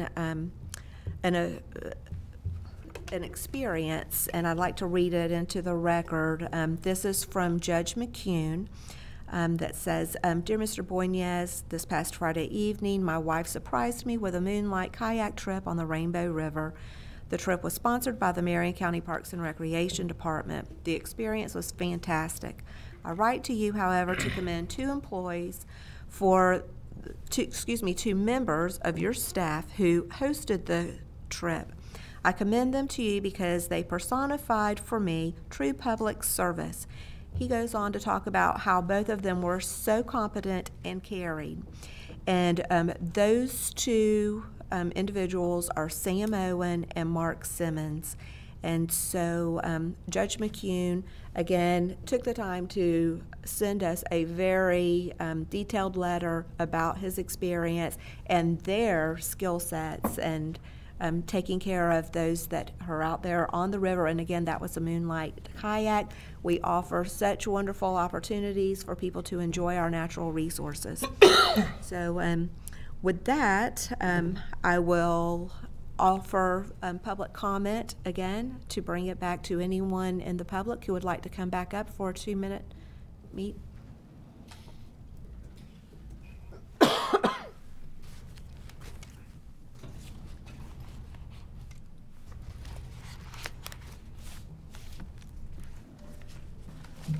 Dale Kreitzer, 259 Marion Oaks Lane, Ocala, Florida. I'm just going to say that we pride ourselves as the horse capital of the world here in Marion County. And in order to go with that, I would think the treatment of every animal in this county is important to our commissioners, and I know it is to 19,600 members of our site. So I am asking this commission, you commissioners, to actually not abandon our animals with just going no kill. We need more things for them to, laws to be enforced for animal control to do their jobs. Their hands are tied. We call animal control and they always say, well, we can't do this because we don't have the law, or we don't have an ordinance to do that. We need stronger things to help them do their jobs, to untie their hands and let them help the animals of this county. I'm asking you to just look at what I'm sure Jim Sweet, Deb Horvath knows what's needed to pursue animal cruelty, to get them to stop it and to find the people. Just finding animals all around town being dumped, or even just being starved. I mean, picking them up, and us residents are paying for these animals that are just starving to death out there. I mean, we just can't abandon by going no-kill. We need stronger things to help. That's really it. So, Go ahead, Commissioner Allen. I mean, I'm just curious. So, a lot of our community wanted to go to a no-kill, and I understand that, and I also understand that there's ramifications for every decision we make. What is your thought process? I mean, should we go back to killing to make room for strays, so we have more? What do we do? What are your thoughts? Well, the first thing was that we got rid of doing the puppy sales because it all works together. It's not just going no-kill. We all have to, there's a process. So you know that there was no more sales of puppies at the flea markets, which I commend you guys for doing. But we need to have also backyard breeders to be stopped. There are many backyard breeders here. I know of 3 puppy mills myself going on in this county, which animals are being bred and bred and bred, and just making more animals for us to control. Also, the retail sale of them in the stores. If you notice, all across the country, there are places, all the cities are stopping retail sale of puppies in stores unless they're shelter animals or animals that need homes. That is also something we could consider here. Just by even adopting, there's Pasco County, which adopted a lot of laws to help with the control of no-kill. I believe Lake County. Just by listening to those counties and getting their ideas, they're walking the walk right now. But it actually has to go with the spay and neutering, which we're doing at low cost, going no-kill, reducing the rate for adoptions, but it also has to do with a lot of the retail sale of puppies. They're bringing the puppies into Marion County to be sold. So they can bring them from Tennessee, they can bring them from anywhere they want, and they could sell them here in our county. And it's only going to add to more animals that need homes. And the backyard breeding needs to stop. That is definitely something that has to stop in this county. Madam Chair. Yes, Commissioner Bryant, you worked a lot on this. Yeah, and Deb, I might ask you to come up. Sorry, put you on the spot like this, but correct me if I'm wrong. I mean, we're working through some of the issues that we're already working through some of the legal issues that we had with our within our land development code that would address the backyard breeders. So we're already working on that. I can't remember if we had anything that we were working on as well to stop the setup of places like the place in Summerfield. Can you refresh my memory on that? And Dana's not here, is she? Because I know that she was an integral part of that as well. Dana, I think I saw her. I mean here in the chambers. She's not here in the chambers. Okay. Yep. Can you? Deb Horvath, Animal Services. I think that was going to be something that was brought back to the board because the land use had to change first before we could do that. She's not coming in. So, Mr. Minter, can you please get with Dana and Ms. Kreutzer before you leave? Can you go over to our office and see Nadja and give her your email address so that we can give you an update on where we are with that? Because I'm pretty sure we're already working on some of the concerns that you're bringing up. And Sam's working Sam on just land walked use. in. All right, Sam. And currently... and here comes Dana. Here comes the big guns. And just to let you know, today's the 20th of the month, and we are at 85% live release rate. Yeah. And we've been fluctuating between 83 and 87% for the last couple of months. And that's awesome. You're doing a great job. And I hear what you're saying as far as, you know, doing more, but nothing's stopped. We're still on the same trajectory that we were on when it comes to addressing these issues. I think because there's no campaigns going right now, you don't hear as many people out there pounding their chests about it, but we're still moving forward with everything that we had in place. It's an 18-month process for most places.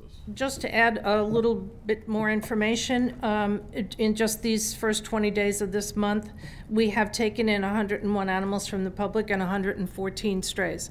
So we are not taking in animals. We continue to take in 300, 400, 500 animals a month, stray from the public. But that's only in 20 days. And we've got our TNR program in place. Yes, Can you tell us? and our second vet just started. Right. So she's only been with us 4 or 5 days now, so she's learning, and the neuter commuter by January, will be out 5 days a week, and we'll be doing the other cat surgeries at the facility. So we're moving forward with everything on that plan that was in place to address a lot of the issues that were there. Right. Unfortunately, it can't happen overnight. There's processes that we have to go through. There are different things that we have to address when it comes to our land development code in order to be in compliance as well. We're working hard to give our animal services the tools necessary that they need, number one, to be successful, and number two, to make their jobs easier. It doesn't bring us any pleasure to see their jobs being hard for them. Right. And also trying to address, the stray population. And I think Commissioner Stone said it best when she said, unfortunately, we can't control what people do. We can enforce the laws that we have in place, and we're not giving up. We're moving forward in making our animal services be the best that they can be.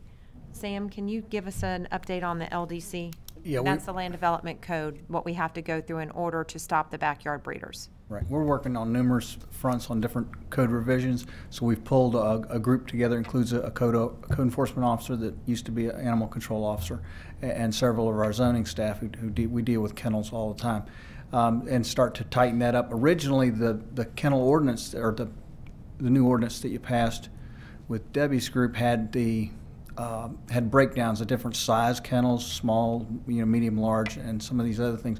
So we had a little better direction.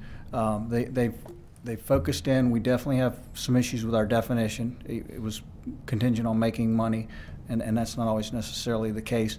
I'm not sure that there's any details in there would stop what she might be referring to as a backyard breeder.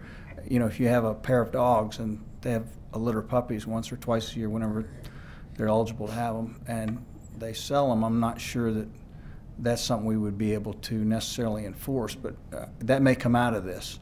I think when we bring you the new language, then we'll start to be able to refine it down to exactly what we need to do. Very good. Thank you. Dana, did you have anything else? We continue to enforce kennels that meet our definition. We go after vigilantly. So. Thank you, Sam. So, can I ask Dana a question? Sure. I want to make sure you got an opportunity to speak, Dana. Thanks. So the lady here was also talking about dog fighting and cruelty and those kind. But we go after that now, right? I mean, so. Yes. What are we not? What are we not doing? Dana Oleski, Chief Assistant County Attorney. Animal Services still investigates any and all cruelty cases, including dogfighting. As I'm sure Commissioner Gold's aware, normally with dogfighting, we usually have a criminal case going on as well, where either we have been called in by law enforcement to handle the potential to have to seize the dogs. We've addressed some dogfighting cases while I've been here. I know of at least 3 where we've been involved in seized animals, usually resulting in a surrender of the animals. In one case, we actually did have to return them because there was not enough evidence to go forward on a civil side and even a criminal side to prosecute. So that is something that Animal Services continues to work with law enforcement, and with the change in administration at the Sheriff's Office, that has been getting better and better as we've been going along. So we continue to make strides in that area as best that we can. We are limited in some of the resources, obviously, from an animal control side, because they're not law enforcement. They don't carry weapons. So they are, unfortunately, relying on law enforcement for those cases. On the cruelty side, I believe most people are aware that in the last, I think, month or two, we've filed at least 5 or 6 petitions for custody. Russell Ward in our office has been handling those, but I mean, on a monthly basis, we've got 2 to 3 cases that we are seizing animals and moving forward to enjoin those owners from owning any in the future without going through the court. So we're doing the most that we can with the resources that we have. Unfortunately, you can't prevent people from buying the animals. I understand the concerns with the retail sales of this particular establishment moving from a flea market to a retail, but she's in business because people are buying the animals from her, and we can't prevent that. And even if you shut down the retail sales here, I think you're going to have the same issue where people are going to just go into other areas or even out of state to get purebred dogs if that's what they're in the market for. But like Sam mentioned, those individuals that have operations like that, they may already meet the definition of kennel and should have a special use permit. So we have been instructing people that have been calling and complaining to contact code enforcement to make sure that we can go that route if we can. So we try to use every avenue that we can to try to capture those breeding operations. Sounds like we're using all the tools in our toolbox. Yeah. And I'm going to ask, statutorily, I mean, we're bound by what state law, we're bound by state law as well on a lot of this stuff. Correct. So under cruelty, we're bound by 828.073, which requires us to show a finding of the animals being neglected by an animal owner. Dog fighting is a little different. You actually have to go to a judge first. It's a little different than a warrant, where you actually have to go and present the evidence to a judge for a judge to even tell you whether or not it's going to be something seizable, unless there is a criminal case being run at the same time by law enforcement. And then we kind of piggyback with them. But I mean, we utilize, in the time that I've been at the county, I've handled hundreds of cruelty cases. I've personally filed over 100 petitions for custody in the 8 years I've been here. We have added, I think, 2 more individuals to the registry since the board enacted the registry. So we're doing everything that we possibly can. And I know at times it may seem frustrating that there isn't more we can do, but we're trying the best that we can with what we have. Can I ask a question? Thank you. Go ahead. What do we need to do to get code enforcement to go on the property? Because when they're called, they're telling us when they don't get access to the residents, they refuse them to allow onto their property. When you know that there's 100 dogs in kennels that are, one actually was sent up to UF because the person bought, and they have spent over $10,000 in illness. That means there's more dogs in that kennel that are dying. I'm going to search warrant? You need a search warrant. And before you need a search warrant, you need probable cause. And if I could, I mean, that sounds like an issue. If you could please get together afterwards, that's a one-off than what we're really discussing here. But we want to thank you for what you're doing to reunite owners with their lost pets as well. We're going to continue our path, and we think that the public is going to be best served based on what we're doing. So thank you so much. Mr. Stone, or Madam Chair, may I just say this, and it's going back to, that's going to be a search warrant, and then that becomes a law enforcement issue, and I just want to reiterate, that's where our hands are tied. Exactly. By the law. So we can't just go and seize animals because somebody calls in a complaint. We have to follow the laws of the state of Florida. And Dana's going to go over that in great detail with you. I'll be happy to meet with her. Okay, thank you very much. Thank you. Okay. Anything else? Happy Thanksgiving. You too. Happy Thanksgiving. Do we have anyone else in the public who would like to talk? It's the pirate. Who knows? Who did he smart off to? I had that too. I know, I remember. Henry Munoz, 495 Marion Oaks Boulevard. This is all in well about protecting the animals. My biggest objection is, what is the extra cost that we're going through to make a small segment of the population very happy? That's what, how much more are we spending that we wouldn't be spending and that we could use for other items in the budget? Well, I would like a, you know, a breakdown by. we'll get you that breakdown, Mr. Munoz, but we are doing what is best for the community, and so there is an expense that comes with doing what is appropriate. Right, and this is this is what something the citizens need to know. You know, the We have a unintended consequences of expense and other things that have to happen because they say, oh, this is good thing, this is a feel-good law, let's do it. It's public safety, sir. Because if a dog bites you, that's public safety. If, you know. If a stray dog bites me, whose public safety was hurt? Oh, also, mine, right? Don't But the point is, that stray dog wouldn't have been there, that would have been picked up, euthanized, and then the problem would have been solved. Madam Chair, Yes. if I may. So, Mr. Munoz, at the end of the day, we're supposed to realize some savings because we're not taking in the same number of animals that we were taking in. We're not housing the same number of animals. We will be analyzing all of that as we move forward. So, in other words, we need to find out what's happening now that we got all these animals. How are we getting them out of the system?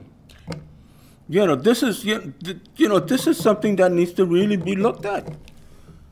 This is expensive. It's not cheap.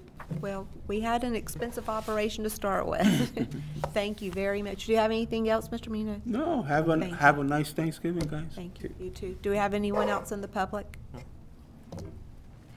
If there are no By the way, additional. just so you know, from last year to this year, I don't think our animal services budget has changed.